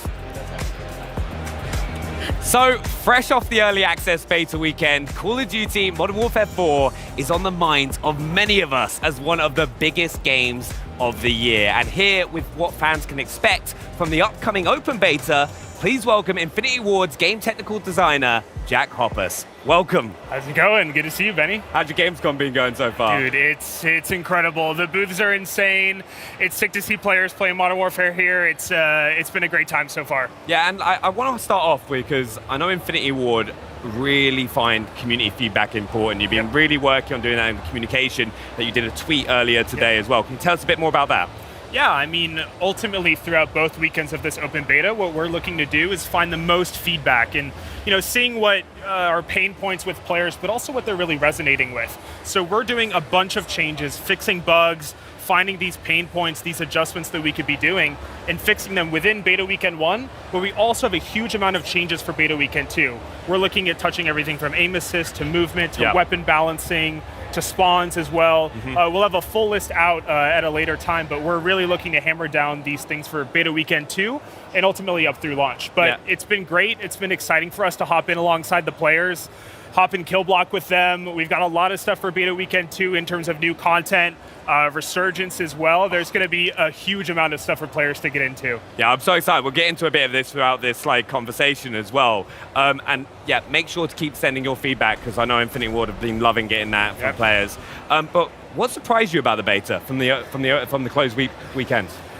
I mean, a lot of stuff, right? We got a lot of great feedback. I think what surprised us was, so we were doing COD Next, right? Yep. We were about to get on stage at COD Next, and I hear in my ear, they're like, the first nuke has been achieved. Like, I know. They already got nuke in the beta. Cammy got it. Yeah. And I was like, it's so sick. I saw the clip. It was incredible. Also seeing players really hop into the mobility course has been super sick. We tried out a lot of different routes internally at the studio. We really hammered down on the mobility course as a way to test our new movement changes. And, devs were staying up late. They were screen recording their screens and, going back frame through frame on how they could best optimize it. And we thought we had a pretty good time, a pretty good route. And when the beta launched, we saw some of the routes that these players were taking and competing with each other. And it was incredible to see. It was... we watched back through some of the routes themselves, and what was interesting is the routes themselves weren't super different than what we were internally doing at the studio, but the adjustments and the, reloading, you're like, I already have to go down this ladder, let me reload while I'm falling, and then do a roll at the very end, or, go through this section a little bit quicker by some clever jumps and some clever mantles was super surprising and fun for us to see in the beta. So it's been really fun seeing it online. Yeah, I was obsessed. I was trying to even knife switching, just make sure your melee is out, shaving every little thing if you can. Exactly. What was your fastest time? Oof. I felt like throwing you under a buzz. I was like, fastest time. I think we got in the low 40 seconds, I want to say, but we've been seeing some times online that it's we're like, insane. how are you doing that? It's insane. Now, we've obviously got the open beta just around the corner. Yep. What can fans expect from that? What new features and modes are players going to get? A lot. So you're going to be able to play Resurgence for the first time in the beta. So it's been great. You'll be able to play our new Resurgence map, Zodiac. Yep. This is something that we have designed in partnership with Beanox, and we've been playtesting a bunch. We're super excited to get a bunch of early Warzone Resurgence feedback. We've been having a great time on this. Oh yeah, you see that? This execution out of the sky. No more shooting people with pistols. It looks rad, right? There's so many cool POIs on this map. We're super excited. We also have 2 new modes coming alongside Core MP. We've got Hijack, which is kind of this attack and defend tug-of-war style mode where you're fighting over this data spike in the middle of the map, trying to plant it on the enemy comm station and gain points for your team. We're super stoked with this. We built it with a competitive focus in mind. It's been getting sweaty at the studio. We're excited for players to get their hands on it. Yeah, I've been in those studio play tests. They get competitive. Right? Everyone's shouting at each other from across the room. Yeah. Now with this mode as well, I just saw it. He just threw it into someone, almost like a throwing knife as well. Yeah. So you wield the spike. It actually takes up the spot of your lethal equipment, and you could either throw it onto the tower, the comms tower, like you see right here, or you can walk it in. And if you're really in a pinch and you just need to get someone right away, you can throw it as a lethal, almost like a throwing knife, and bonk it off of them. I can also see people throwing it across to each other's teammates, a bit like American football. Yeah, exactly. And you saw in the clip maybe for a second there, you can actually shoot it out of the air as well. So if you're really clever and really quick on the sticks, you can actually snipe it out and block, playing almost defense for your team. Oh, that's class. Another big thing that's changed gameplay with Modern Warfare 4, something new that we've seen, is Apex attachments. Yep. Can we talk a little bit more about those? Yep. So Apex attachments are the final unlock in your weapon progression journey, and these completely change the way that the gun plays. So here you can see for the ISO, it's got these laser-tipped, or kind of these RFID chips inside of the ammo that once you shoot a target, you can locate them through walls. Here you see the harpoon for one of our marksman rifles. You can see, what do we got here? It's the M4 Hurricane, right? Is that the M4? It looks like it. Yeah, look at that. Yeah. So we've got a bunch of, this is amazing when you These are insane. These are the throwing knives on the side of the Oris. So if you're in a pinch or you're in these kind of close quarters combat, you can use these as a quick maneuver. For the PPSH, we've got a bunch of really sick Apex attachments to show off. And you want to know a little hack? Yeah, I'll show you a little hack. I always love hacks. Also, these are sick. Hack is you could actually, if you're playing gunfight, a bunch of our loadouts include the Apex attachments for the weapons. So if you want a sneak peek of them, just queue up some gunfight and you'll be able to play. Give them a little go. Give them a go. Before reaching the max level. Yeah, so, that's the hard thing, because working way through. And I really liked one of the features when you rank up weapons in multiplayer, that some of the attachments will also unlock on the other guns. Yep. So we really wanted to streamline the weapon progression journey this time around and have it be incredibly satisfying where, hey, I already unlocked this attachment on my M4 and I'm leveling up a different rifle. Yeah. Why do I need to unlock it again? We're just gonna let you skip that level and go right on to the next one, making, that first level up, unlock a bunch of attachments, and then progressive weapons down the line, you'll be skipping levels left and right. Now, multiplayer is obviously such a huge part of Call of Duty, and Modern Warfare 4 is really trying to advance that. Can you tell us sort of more of the vision for Modern Warfare 4 and what innovations that we can expect? Yeah. I mean, overall, our vision with multiplayer for this game was to make you feel like you are having the most fluid, grounded experience that you can in a Call of Duty game. With this means that we never want you to feel like you're stuck in an animation or you can't do something. We never want the game to tell you no, right? Yeah. So you could see this in moments like our new mantling system. Previously, mantling used to kind of be this animation where you felt like you were lumbering over a surface. And now, you can mantle into a slide, you can mantle ADS, you can actually cancel your mantle as well, getting out of it early if you see something and you want to bail out of it early. So our philosophy with multiplayer this time around is to give you the most freedom that we ever have, and have it be the most fluid, grounded, and really polished multiplayer experience that we've had to date. And a lot of that comes with feedback from the community, right? Like what we've been doing with the open beta, or with the early access beta last weekend and the open beta this weekend, is to really see what players love and what we can really polish upon for launch. So that's really been our guiding light, is following what we find to be is true and listening to the community as well. Yeah, I think it goes back, like the community sending feedback, kind of making those changes, and also getting in the mobility course so you can like perfect that movement. It really does help. Yeah. We built it as a way for ourselves to test the movement, but we were having so much fun with it that we wanted to get it in the players' hands. It's such a fun thing to do because you like try to shave all those times off. But talking about the fun things to do, there's some players don't want to always play a competitive mode. What other fun stuff do we have coming for Modern Warfare 4? Yeah, I mean, in the second weekend of the beta as well, we have our new ground war experience. This time it's called Combat Outpost, where you're fighting over these 3 key buildings in 2 POIs in Hajin, which is our big map where DMZ will take place. And you're fighting over these big outposts, and every time, the more time you stay on the point, the stronger that your outpost is going to be. You're going to reinforce it, and eventually it's going to start off with these UAV radars, and then it's going to be airdropping in kill streaks for your team. And then if you progress long enough, you're actually going to get tanks so you can push into the enemy territory and gather more outposts for your team. This is super fun. It's this large-scale vehicular combat. They're going to be playing it on 2 POIs in the beta. It's Imgen Farmland and Wolves Stadium. Both of these are going to offer a new variety of gameplay to play on. It's super fun. You're fighting in these big open areas. You can see our kill streaks come in, have these big air shows combined with this vehicular combat, but also kind of, in part with our close quarters combat while you're actually taking these outposts. So yeah, you can see here some of our kill streaks being called in.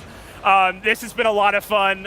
It's played on this large scale combat. It's been a great experience. It's also, the map looks amazing because of course, super excited for the big map experience later on. And just this is the first opportunity people are going to have with that map, with Hajin. So it's great to see.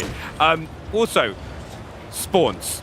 Yeah. I really want to touch on this because it's such an important part of Call of Duty and like your playing experience.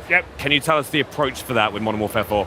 I mean, we've gotten a great amount of feedback from the beta, and it's clear that some of our spawns need tuning. So this varies from mode to mode, but what I can say is that we've been in there with you guys in the beta. We are looking at more than just the data. We're looking at the feedback. We're playtesting a bunch at the studio right now, and we've got fixes incoming for spawns, and it's definitely something at the very top of our priority list to work alongside the players, to feel it with you guys, be in the playtests. And it's something that I can tell you right now, we're definitely working as we speak at the studio to make sure that this is perfect, not only for beta weekend 2, but for launch as well. It's definitely something that we are going to continue to work on. Yeah, I'm really excited. And I know you guys play an absolute ton. Like you were saying, we were chatting earlier, you've played over 16 hours in a day already. Yeah. So, no, I'm super excited. I just want to say a big thank you because obviously Modern Warfare 4 here has been making a huge splash. It's great. You can see all the fans queuing up, playing, getting the experience, and seeing what we have on offer. What's one thing as well that you're most excited about with Beta Weekend 2 coming up for players? We got fun new maps coming in. We got Lithium, which is a new 6v6 map, which I love. I'm excited to welcome in more players into the beta itself. We're gonna have a huge suite of players jumping alongside with us. Players will get to play the campaign again as well. That mission is incredible. It really sets the tone for the story and the cast of characters that we really want to show off.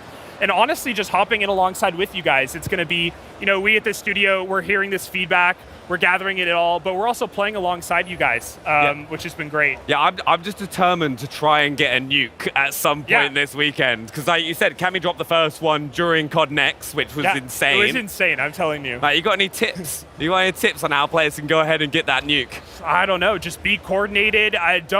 don't play too risky, if you want to get that nuke. But I mean, we saw it at COD Next. We saw it way earlier than I thought we were going to see it. It happens. It's it incredible. happens. I'm excited because, obviously, Ghost is going to be available with the beta weekend too. That might help with the UAVs. So I'm excited. Yeah, they're going to reach 10 new levels as well. You're going to level up to level 30. New perks, new field upgrades, new equipment, new kill streaks.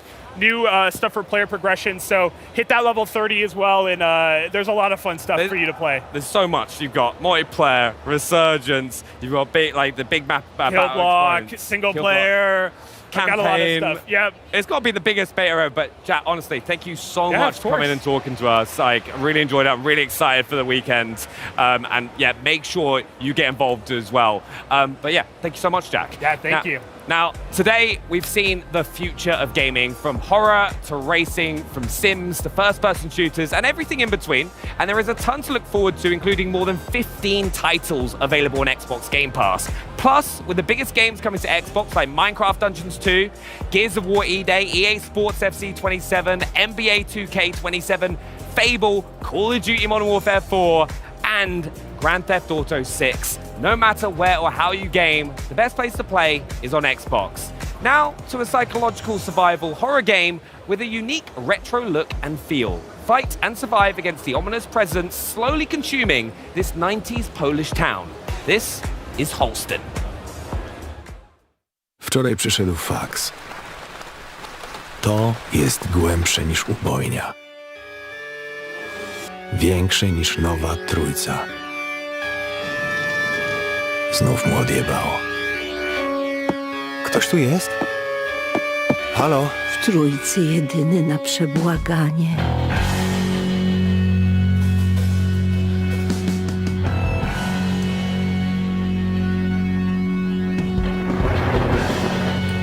Potem zaczęły się schody. Znaleźć Bartka i przekonać go, żeby porzucił swoje śledztwo.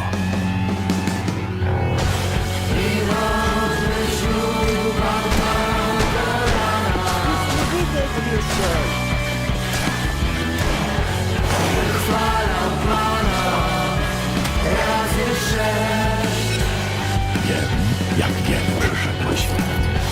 To w tobie jest paskudna skaza.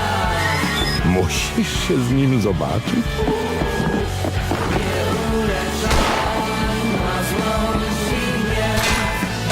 To, czego potrzebujemy i to, czego chcemy, to dwie różne rzeczy.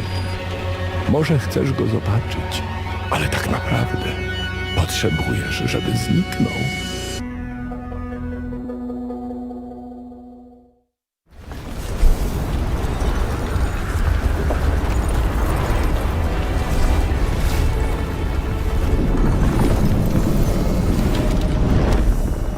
Hello guys, today I'm excited to share a closer look at Tides of Annihilation through our first hands-on demo and the story trailer at Gamescom.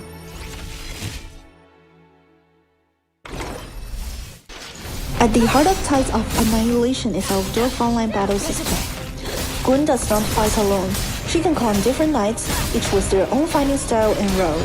In our first hands-on demo, players can try 5 knights in 8 different combinations. Each setup pairs a main knight with a sub-knight, and different pairings change how you fight.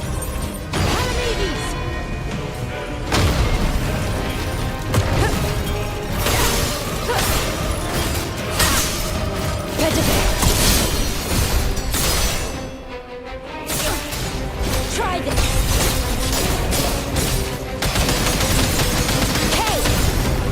For example, Palamedes focuses on powerful charge attacks, while Kay, the Time Knight, can freeze enemies and control the pace of the battle. Together, they create a simple flow. Freeze an enemy, create an opening, then land a heavy strike. Other pairings offer longer combos, more mobility, more control, or bigger burst damage. Our goal is to let players find the combinations that fits them best. Try this.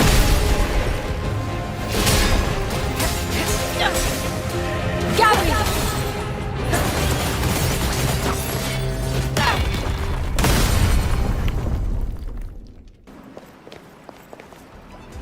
Beyond combat, Knights also play an important role in exploration.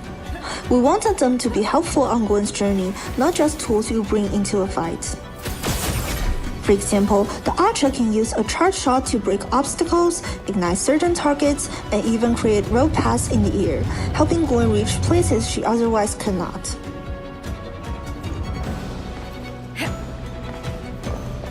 These abilities makes exploration feel more active, while staying true to what makes each knight unique. And as players progress through the full game, they will discover more knights and more ways to use their abilities, with each one bringing something new to both combat and exploration.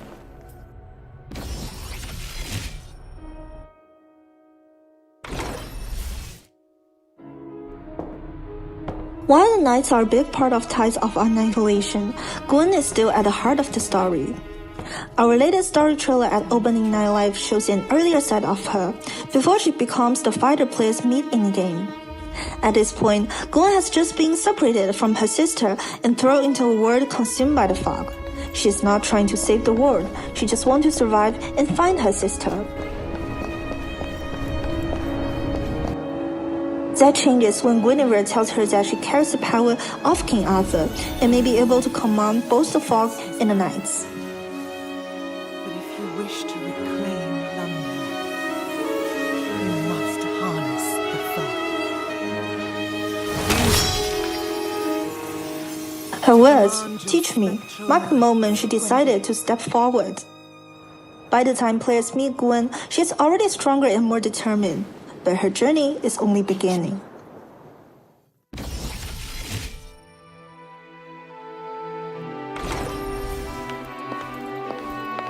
For our Gamescom demo, we wanted to show how modern London and the world of Avalon can exist side by side. The Grey Russell Museum is a good example. We start with a place that feels real and familiar, and then slowly bring fantasy into it.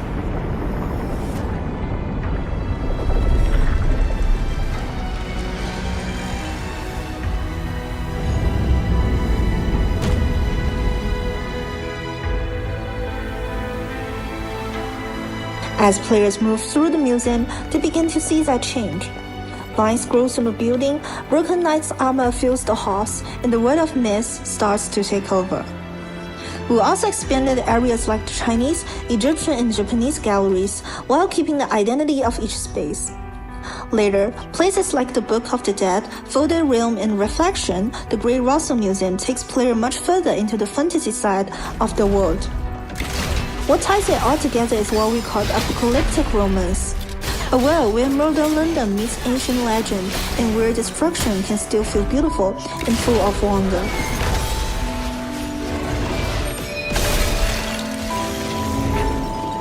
Gwen's journey is only beginning. We can't wait for you, our players, to experience it. So I will say, see you at the Tides. What's this do? No, because it goes up, not the tower. Oh, no. What did you do? Wait, I didn't know that was going to happen. What do you think will happen? Okay, battery is off. Should we put the big things on first and make it easily climbable? Are you on? There is also a hover pack over here. I would like one of those. This is insane teamwork. It's good, isn't it? Later, guys. If that reaches zero, it collapses. I can't roll. You just threw that! My head. Oh no, I got benched! Caravan, anyone?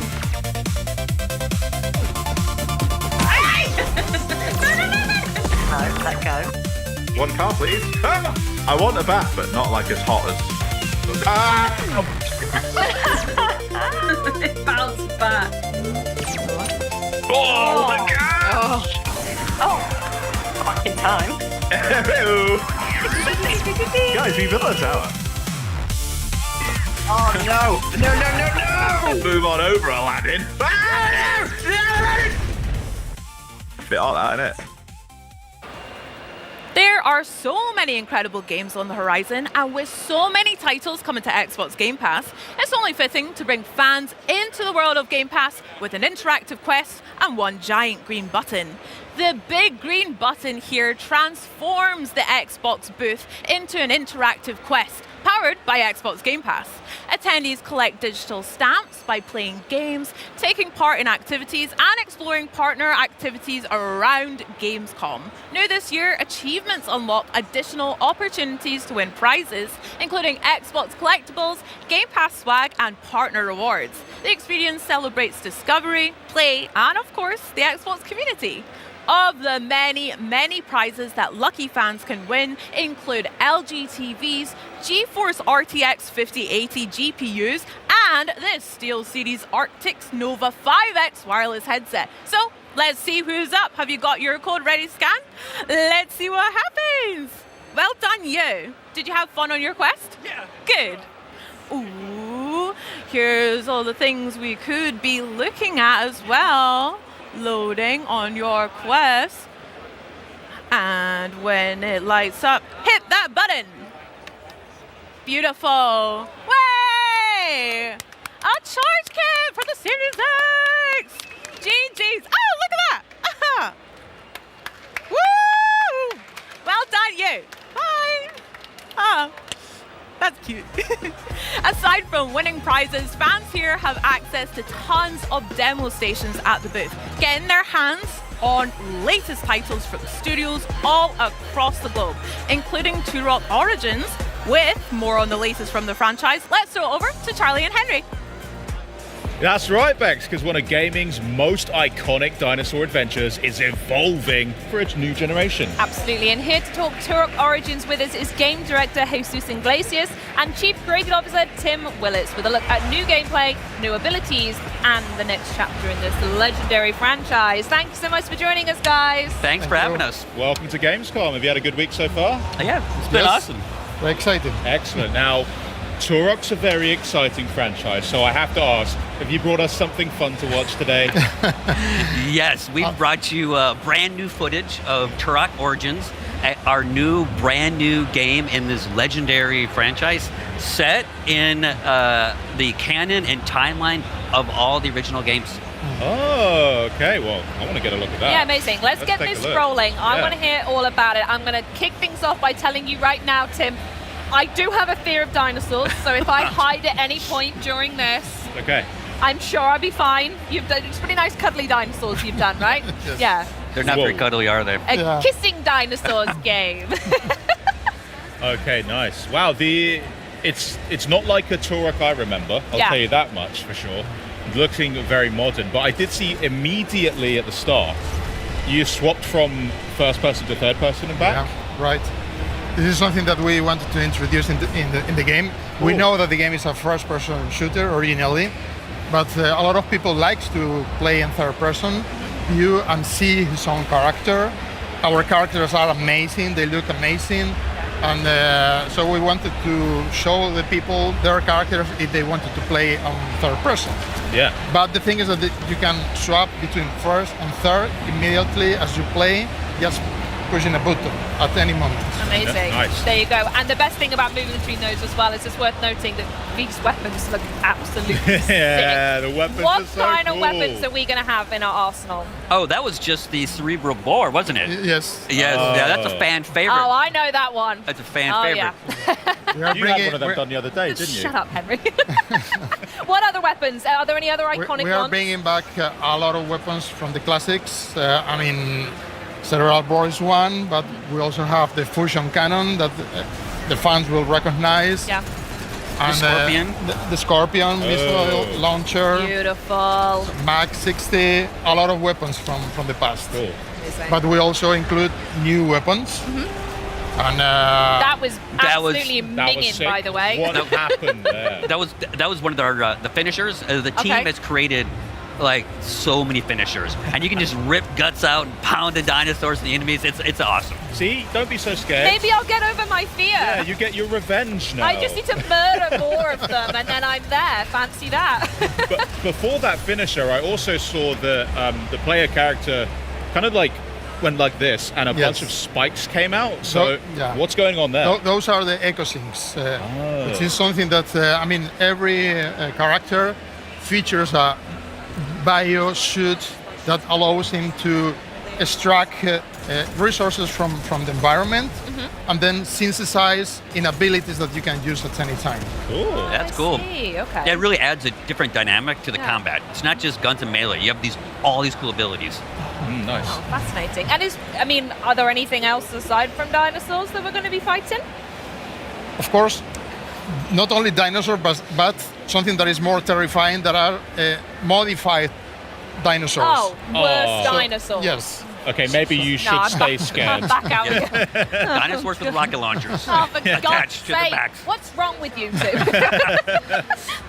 So the Xenias that are our enemies. Oh, I see, okay. These guys. Those guys. Oh, These okay, guys. right. Good to put a name to a face. They don't look good. No. They also Nice. they have their weapons, but they also transform certain dinosaurs to damages. Oh, That was a cool okay. attack. that's cool. That was a cool attack. I like that was that. one of the echoes since. Oh, nice. I also saw before we dropped into this area, there were like these bulbs, like plants that you could destroy, and it kind of opened up the environment. So, did your team kind of work both the combat and the environment together to make a whole experience? Yes, I mean, as you see, there are plants in different colors. Those plants you extract the DNA, and with that you can get resources like shield, ammo, or also resources to improve your gear as you progress in the progression system. Cool. We have a lot of weapons, but we have like 250 modifiers for those weapons. Nice. That can drastically improve or change the behavior of your weapons. I like the idea of you guys having like a whiteboard in the office and just coming up with really weird ways to modify weapons and going, oh, Tim, I've got a good one today. It's a rocket launcher with another rocket launcher on. But I don't know, it does something else stupid as well. That's it, right? There you go. Yep, Just that's does how it something works. stupid. There you go. Perfect. I can work with Oh, it. that's a cool finisher. Oh, Also, that's a- finisher, which is a very important part of the game. Yeah. The original games, they were really gory, but we have gone a step forward, and we have introduced like 200 unique finishers that you can perform with different melee weapons like this that you see right now. That's sick. I've also seen that the Xenia as well. There are different kind of I suppose enemy types for them as well, because some of them have like Much more guns. tactical. Yes. Yeah. Yes, but- which adds a really good dynamic. You Yeah. have these crazy dinosaurs, but then you also have the Xenia that can dodge and cover and flank you. So it adds a much more dynamic to the combat. Nice. Okay. Very nice. And I've got to ask, what are primal forms as well when we come to Turok Origins? What do they do? The primal forms are the classes. Okay. What you typically identify as a class, but in this game they are connected with the Native American culture, which is very important on the lore of the franchise. So every class corresponds with an animal: raven, cougar, and bison. And each one has different abilities, of course. And Do you have a preference, Jesus? Which one would you be? I'm very aggressive cougar, which is the specialist He is on definitely weapons. a cougar. That's true. Yes. Yes. Tim, are you a cougar as well? No, I'm more of a raven guy. Yeah. I'm small. Nice. Okay, lovely. No further questions, Your Honor. Absolutely dug me that as. Honest to God. Okay, what's going Yeah, on what's here? this? Can I just say also, the game looks beautiful. Oh my goodness, I yeah. love the foliage, the density. It looks so cool. What this guy got was what we call the essence of his class. Oh. That is kind of ultimate ability that is also related to the class. Cool. Yes, which happens. So one of your early missions is you have to prove that you're. Oh yeah, that's the best. Christ alive. That's the best. Yes. Yes. So one of the earlier missions, you have to prove that you're a true Turok warrior. That you and then you can pick, your spirit and your class. Yeah, okay. Oh, yeah. Henry. Oh, yeah. Here it comes. Okay, but that's not a normal dinosaur. No, that's, absolutely not. That's got a lot of extra accessories going on. What's the story with that? That's one of those that I told you, the Xenias modified. Okay. So this is the boss for the end of this mission. Okay. And it's a very powerful one. It's the first one that you are going to encounter. among many others in all the missions. Yeah. And they have a lot of abilities. They have different phases that you have to pass to defeat the final boss. So just to confirm, there are loads of other bosses coming Yes. up, different variants. And mini bosses. And This is let's say one of the biggest. Oh, We okay. have we have mini bosses and we have medium bosses. Okay. Hopefully they don't get much bigger than Yeah, that for I'll your find sake. like a Goldilocks situation of which mini boss I'm comfortable with. Well, here's the thing. Maybe you and I mean, I'm guessing there's multiplayer as well, of course. So maybe Charlie and I can help each other out. Yeah. Get her over her fear of dinosaurs, right? I'll look at all the plants and Yes. you shoot all the dinosaurs. So one of the great things that the team has done with Turok is you can play it solo, offline, by yourself. If you're like me, you have no friends, you can play by no, I yourself. would say it might play with you. Hey! But if you're like Jesus and you have some friends, you can play with one friend, with two friends. It's the same game, and but we just want to give players that option. Absolutely. Yeah, and I that's think great. people are going to have options for plenty of friends because I know there are some really long-time fans of the Turok franchise. So what can fans of the originals expect when it comes to nostalgic moments? One of the things that we have done, talking about playing solo and playing co-op, is that the experiences are loyal to the original games. When you play solo, you play a campaign solo mode. You don't play with bots. Yep. And when you play co-op, you play with friends. But the experiences are different. Each one has been tailored to be perfect on his own. Yes, that's important to say. Yes. Well done, Jesus. So some of the things that we mentioned earlier that original Turok fans will enjoy is like weapons, like the cerebral bore. And there's some other, I don't want to give it away, but some other Easter eggs and some other fun connections to the lore for the hardcore fans. Yeah. Wow. Okay then. Well, I think. Go on. An important thing is that you can play solo offline, disconnected. Yes. Oh, beautiful. Yeah. Love So when that. the Wi-Fi goes down in my house, Yeah. I'm good. I got Turok. I'm Still good. going. Yeah. Absolutely no problems. Well, thanks so much for joining us, guys. Thank you, This has guys. been a fascinating week, and I know it's a really, really busy Gamescom for you. So thank you for spending some time with us. Yes, thanks for having Thank us. you. Absolutely. Wonderful. Right, well, you can wish list Turok Origins now, and if you're here at Gamescom, swing by the Xbox booth for a chance to play the game. But up next, we're jumping into the fantasy sandbox that is Albion Online. The newest expansion is upon us, and we're celebrating with a cheeky little walkthrough of new gameplay. Henry, let's take a look.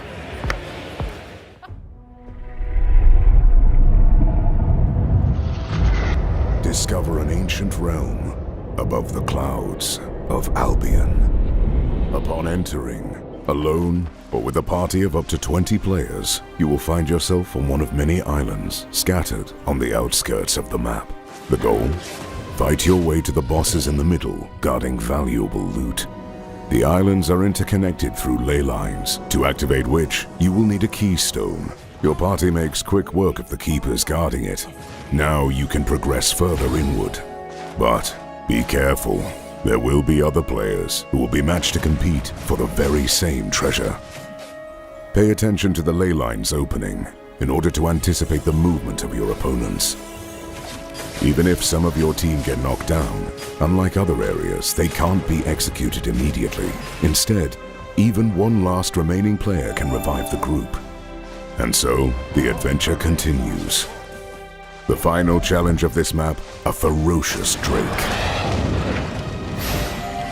The fight wasn't easy, but the rewards are worth it.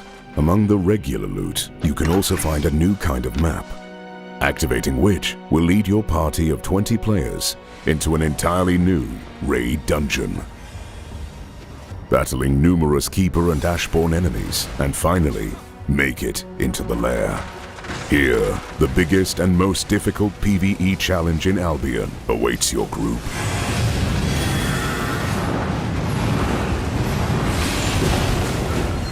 Will you make it past fire and brimstone to secure the ultimate reward? Back in May, we gave you an in-depth look at the world, the characters, and the story of this very next title. Stranger Than Heaven is a brand new action-adventure game coming January 15th, 2027 from RGG Studio, who are renowned for their ability to craft deeply human stories with thrilling action and some pretty juicy combat. A big thank you, though, to producer Hiroyuki Sakamoto and interpreter Mai Hapsh, who are joining me for a live gameplay presentation, but also to tell us all about this very ambitious title. First, though, Sakamoto-san, can you give us an overview of Stranger Than Heaven? では続いてはストレンジャーズ・ハブのライムゲームプレイです。本作はスリリングなアクションとコンバット、そして人間ドラマを描くことで知られる RGG スタジオが送る完全新作のアクションアドベンチャーゲームです。リリースは2027年1月15日の予定です。本日は本作について語っていただくためにプロデューサーの坂本博之さんと通訳のラプシュ舞さんにお越しいただきました。まずは坂本さん、ゲームの概要を教えていただけますか？はい、ストレンジャーズ・ヘブンは、日本人とアメリカ人の、血を引く大東誠という男の物語になっています。で、1900年初頭のですね、アメリカで、差別を受けてですね、身寄りのない大東誠が日本に渡ってその新たな居場所を求めて、旅するところからこの物語が動き始めます。でやっぱりこういろんな差別を受けて日本にやってきたもののやっぱすごくそこでも生きていくことがすごい苦しい、環境の中それでもこうがむしゃらに生きていって、いろんなこの大東誠が持つこの歌を使ったこう工業師としての才能だったりとかそういった部分がこう積み重なってですね約50年にわたるこの人生を描いたゲームがこのストレンジャーズ・ヘブンになります。Thank you. Stranger Than Heaven follows the story of the protagonist Makoto Daito. He's an outcast of mixed origins, of Japanese and American origins, and he's faced with discrimination in the early 1900s US. He has no family to rely on, and he flees to Japan because he hopes to find a place to belong there in Japan. But he finds himself having to use extreme violence to survive, and on the other hand, he discovers his musical talent to thrive, and you will be able to show this aspect of the showbiz as well. And his whole life spanning across 5 immersive cities and 50 turbulent years of Japanese history between 1915 and 1965. Wow, it sounds like a really quite enthralling and captivating story to be able to play through. And many of RGG's previous titles are quite known for showing depictions of more modern Japan. So what was it like to have the chance to take people back to an era like 1915 and other mid-century eras? How did that influence as well the combat design of Stranger Than Heaven? すごく面白いセッティングですね。RGG スタジオの過去作はこう現代をとてもリアルに描くことでも有名ですけれども、今回は1915年というこう歴史を遡って、プレイヤーを、過去に連れていくという体験がされましたけれども、これは、コンバットデザインにもどんなような影響を与えましたか？まず正直ここまで5つの時代と5つの都市でこう50年の歴史をこうゲームの中に作るっていうのは本当に大変だったんですけども、しっかりこうリサーチだったりとか、いろんなこの歴史観を本当にこう体験してもらうために、いろんなリサーチを重ねながらこのゲームをこう積み上げたみたいなところがあるんですけどもやっぱりこれぐらいのスケールのゲームってなかなかないと思うので、この舞台を選んだこの時代を描いたっていったところはすごい大きなスケールのゲームになるっていったところにすごく興奮したことをまず覚えています。でコンバットデザインもですねやっぱりこの主人公が50年歩む中でですねプレイヤーもこう操作することで主人公の大東誠とこうシンクロするようなそういう体験をちょっと味わってほしいなと思って本当にこう一から作り上げたんですけれども主人公が年取るに従ってこうプレイヤーが例えばこうなんでしょうねこうナイフを使い続けるとナイフマスターのようなこう能力そういうこうスキルが身についていったりとかその50年っていうゲームの尺に合わせてゲームコンバットシステムもうまく連動したようなゲームに、しています。So to be honest, the difficulty was on a whole different level than all the titles we realized before, because this time we had to spend over a time of 50 years. So we were depicting 5 different areas, and we had to conduct research, a lot of historical and cultural facts, and we had to create all the necessary assets from scratch. So there was nothing which we can build upon. But I also remember feeling very excited about this fact because everything was new, and we knew that we would be able to create a very unique game, one that lets players really experience the whole protagonist's life over a large scale and large time span. And this is also depicted in the combat design. We focused on creating the most visceral and most intuitive combat design so far. So to combine that with the protagonist's abilities, they evolve over time, and also the skills of you as a player evolve over time. I think we managed to truly create an engaging experience. So for example, if you start using a knife in the beginning, it might feel, you might get used to it, but your knife proficiency increases over the time, and you will be able to unlock special abilities too. And when you will evolve and mature together with Daito Makoto, the protagonist. Yeah, it definitely sounds like it's a journey you'll take together with Makoto-san. Well, I'm really excited to see what you have brought, but why don't you tell us a bit more about the demo that you've actually brought for us? じゃあこう主人公と一緒にプレイヤーも成熟していくという感じですね。面白そうですね。今日はどんな、デモを持ってきていただいたんですか？はい、ストレンジャーズ・アンヘブンは今回このゲームズコムで初めてこう一般向けのプレイヤブルデモをこう展示させていただいてるんですけども、まずはこの先ほどコンバットシステム、新しいコンバットシステムでこの本当にこう左右独立して操作するこの新しい操作感となんかこうフィードバックみたいなものをまず味わってもらいたいなというところと、実際5つの時代5つの都市っていう舞台っていったところがゲームの本編の作りなんですけど、その中からこう3つ小倉と呉と南のこの3つだけ、ちょっと触りなんですけれども、なんかその舞台もちょっと味わってもらえるような、そういったデモ構成になっています。So Stranger Than Heaven is playable at the Gamescom to the public for the first time. Nice. With a demo focusing on the innovative combat system this time, where you can independently play the left-hand side and the right-hand side of Makoto Daito's body. And we'll showcase that in a minute. Throughout 3 of the 5 expansive cities and eras, you will also experience them in the full version. So namely Kokura, Kure, and Minami. Okay, nice. Well, let's go. Let's see what we got. 早速始めてみましょう。はい。So we're starting off, well, where are we starting off? Can you give us a bit of context on what you're dropping us into straight away? どこから入るかちょっと補足説明してもらえますか？はい。まず最初は1915年の小倉という舞台から始めていきます。で、この小倉という舞台はですね、物語の中でも当時は本当に日本でも最大級のこの工業都市で、いろんなこの労働者に揉まれながら大東がどうやってこの先この国で生きていこうかみたいな、そういったきっかけの時間軸だったりします。So we start off with 1915 in Kokura, where the protagonist Makoto Daito arrives from the US, and he's struggling to survive as an outsider in this new environment for himself. And Kokura is really an industrial town, said to be home of one of the world's largest foundries. So it's bursting with the passion of hard-working workers and fiery workers. And he tries to find his way here. Also, is that the same? そう着てるもの同じの着てます。It looks so good. Same. すごくかっこいいです。Oh wow! Straight away. はい、バトルが始まりましたけど。So the battle started already. Yeah, I love that you saw everyone else just clear out.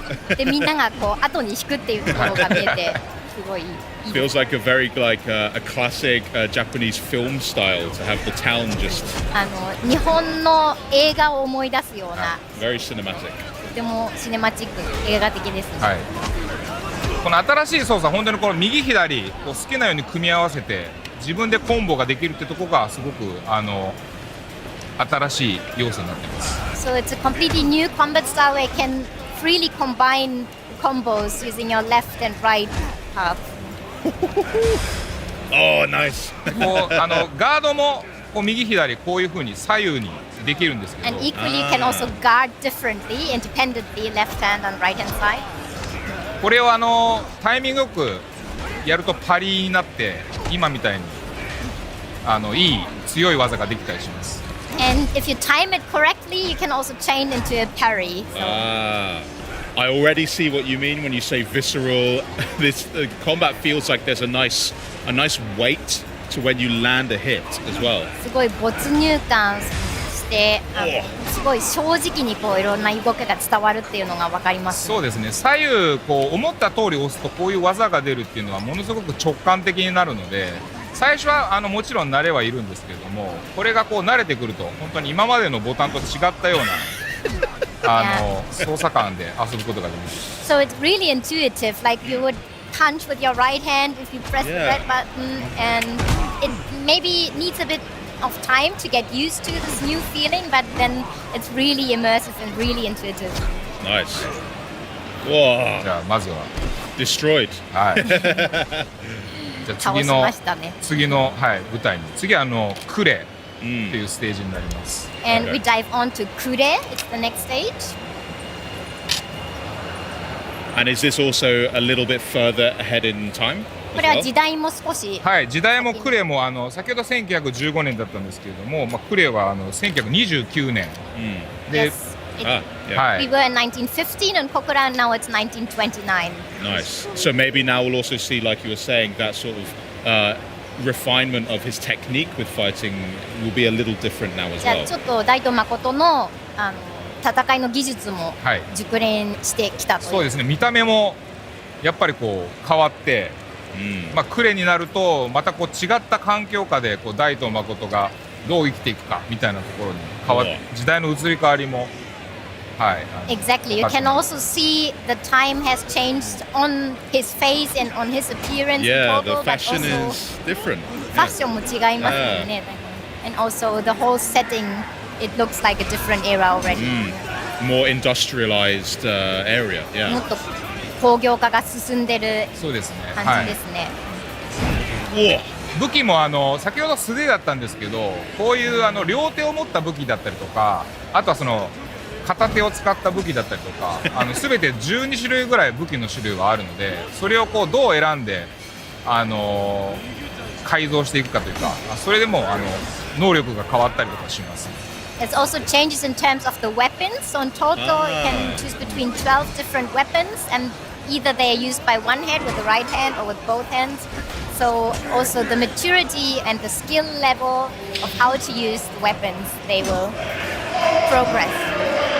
Amazing. Why is this guy so enormous though? He's absolutely なんでこんなに巨大な敵なんですかね、この人。敵もすごいこれぐらい大きいボス敵みたいなキャラクターもいろんなバリエーションがあるので、バトルも本当にこうしっかり遊べるような、設計になっています。 Yeah, so there are lots of different enemies, also like boss style enemies already in these, and so it's also exciting to play against different strong enemies. Yeah, I also see that the boss, he's got like a smaller cutlass, but he's also still able to hit with his fist as well.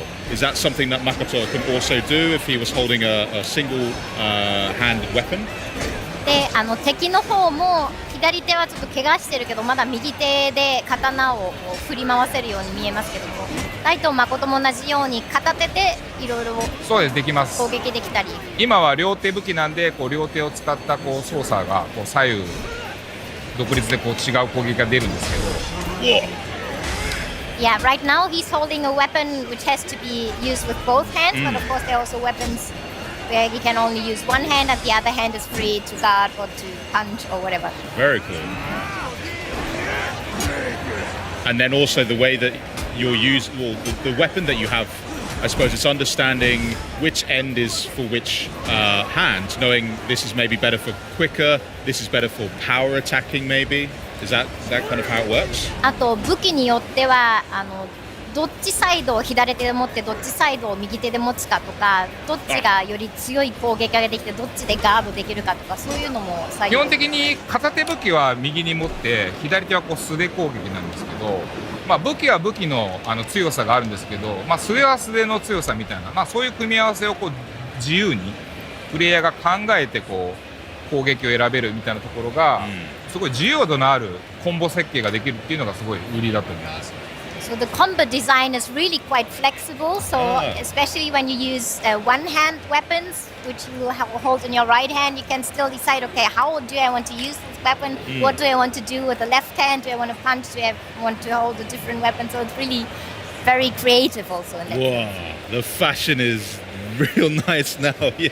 Fashion was very oh my god, he looks so good. So, also, it's now raining. I wonder, the combat already seems quite deep. Before it was snowing in the previous era, now it's raining. Does that also have an effect at all on any of the combat? 今雨が降ってますよね。その前も雪が降ってるシーンがありましたけども、これもまたコンバットスタイルに何か影響するんですか？コンバットスタイルというよりかこう天候が変わることによってこの町の住民たちの様子が人通りが減ったり、お店が閉まったりとか、この舞台に対して影響が出る要素があります。また天候だけじゃなくてこの時間帯、昼だったり夜だったり、その夜にしかいないような強敵だったり、この辺りはすごい一つの舞台にとってもいろんなこの探索要素があります。It doesn't necessarily affect the combat style, but the whole setting. So if it's raining heavily, there will be less people on the street, or shops will be closed, etc. So not only weather, but also when you get more advanced, you can also choose at what time of the day you want this play to be staged. So if it's at night, then also there will be less people or different people walking around. That's fascinating. This guy, he's smaller, but I have a feeling he's going to be tougher. この人さっきの敵よりも小さいですけども、小柄な割には結構タフな。かなり凶悪なこの敵なんですけども、これもこういうボス敵のようなものも本当に物語にいっぱい出てきて、この1対1のこの緊迫したこの戦いみたいなものもすごい楽しんでもらえると思います。Yes, this guy is really a tough enemy. He's small, but nevertheless, it's not easy to win against him. But you will have a lot of those kinds of boss enemies, and you will be able to explore a lot of ways to combat them. I saw as well there was the chance with a prompt where you could use both triggers. Can you explain a bit more about how that happens? あと両方のトリガーを使えるよっていうプロンプトが今入ってましたけど、それについても説明してもらえますか？敵の気力みたいなものがありまして、それを削るとですね、今みたいにこうチャンスな時間帯が生まれます。そこで両方押すことで強い攻撃が出せるみたいなそういう設計になっています。So there's an energy level of the enemies, and if this proceeds, there is the possibility to trigger with both sides of buttons and attack him in the right moment. Oh, nice, nice. Now I know that the story obviously it does follow Makoto, and it does seem to be so far painting a bit more of a serious tone than we've perhaps seen in previous RPG games, but I do still love that kind of zaniness and some of the weird wide side activities that we can do. Will there be some of that in Stranger Than Heaven as well? Whoa! 今回のタイトルは結構シリアスでダークなトーンだなというふうに感じるんですけども、その過去作のちょっと奇抜なサイドゲームとかサイドクエストとかがあったり、そういうところも好きだったんですけども、そういうのを今回の本作で見られますか？いろんなこうキャラクターが出てきたサイドストーリーだったりもちろん入ってはいるんですけれども、やっぱりこの過去の日本を舞台にしたサイドストーリーだったりするので、なんか今までこうすごく奇抜なコンテンツだった部分からは、少しシリアスなトーンが多めなところもありますね。ただそれはそれでストレンジャーズ・アンヘブンならではのいろんなサイドコンテンツを楽しめると思うので、そこは期待しておいてください。So there, of course, will be side quests and side stories which are very unique to Stranger Than Heaven, but so the trademark zany characters maybe a bit less, but you will nevertheless experience a lot of other side quests and a lot of characters. But in total, this is a story about the past and rough times. So the tone is rather rough and dark. Well, it looks unbelievable, and it's everything you promised. The combat is visceral, it's brutal, it looks beautiful as well. Like the lighting on that last stage was so stunning. I loved it. So yeah, thank you for showing us that.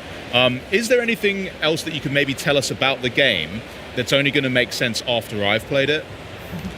そうですね、すごくかっこいいゲームになっていましたし、もうデザインもすごいし、なんか最後のステージのライトの感じもすごくいいなと思いました。本当にプレイできるのがすごく楽しみです。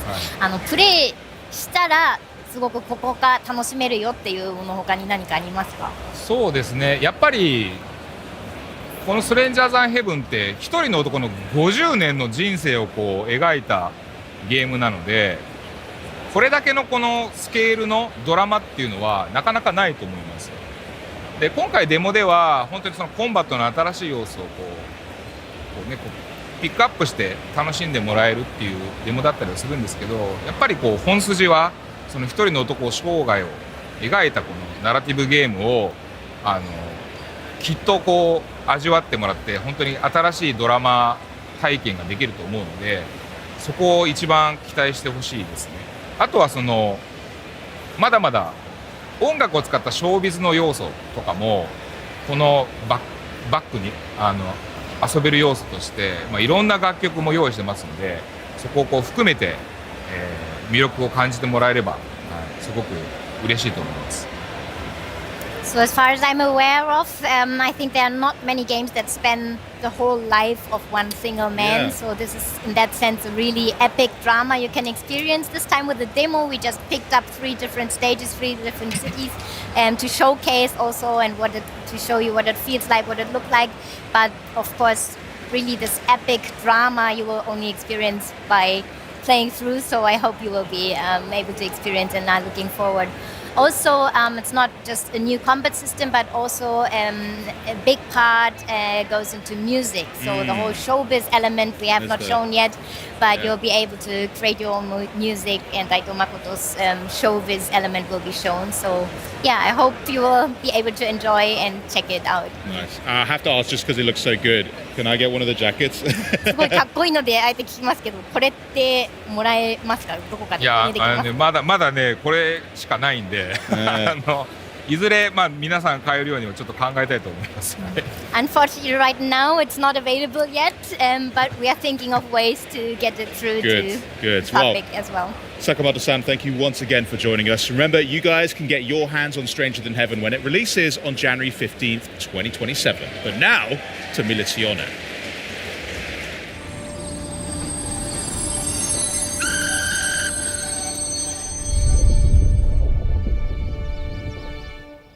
Where do you think you're going? You're not allowed to leave this town.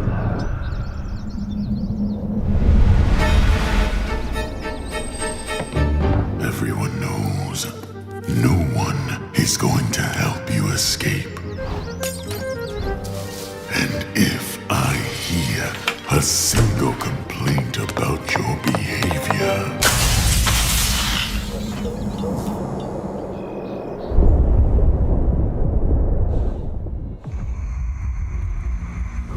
this uniform forces me to see the worst in people. All you do is destroy, steal, and lie every single day. I hope I'll be proven wrong.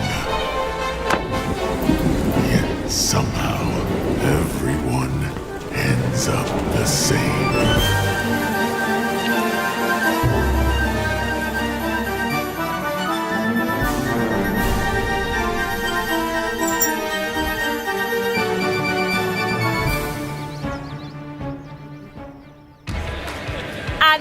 Is our show. Over the last 2 days, we've had the privilege to feature over 40 games. Charlie, over 40 games made by some incredible teams from all around the world, and they're all coming to Xbox. Plus, with 13 games coming to Xbox Game Pass that we showed you just today, your library's about to get real full. So, whether you're hyped for Minecraft Dungeons 2 or the Xbox console exclusive Gears of War E-Day. Maybe it's EA Sports FC 27. is Fable, NBA 2K27 2, Modern Warfare 4, or Grand Theft Auto 6. No matter how you play it, the best place to play the biggest games is on Xbox. And finally, make sure to check out the Xbox On YouTube channel to view and share some of the segments that you might have missed. So until next time, thanks for joining us. This is Xbox at Gamescom 2026. Bye! Bye!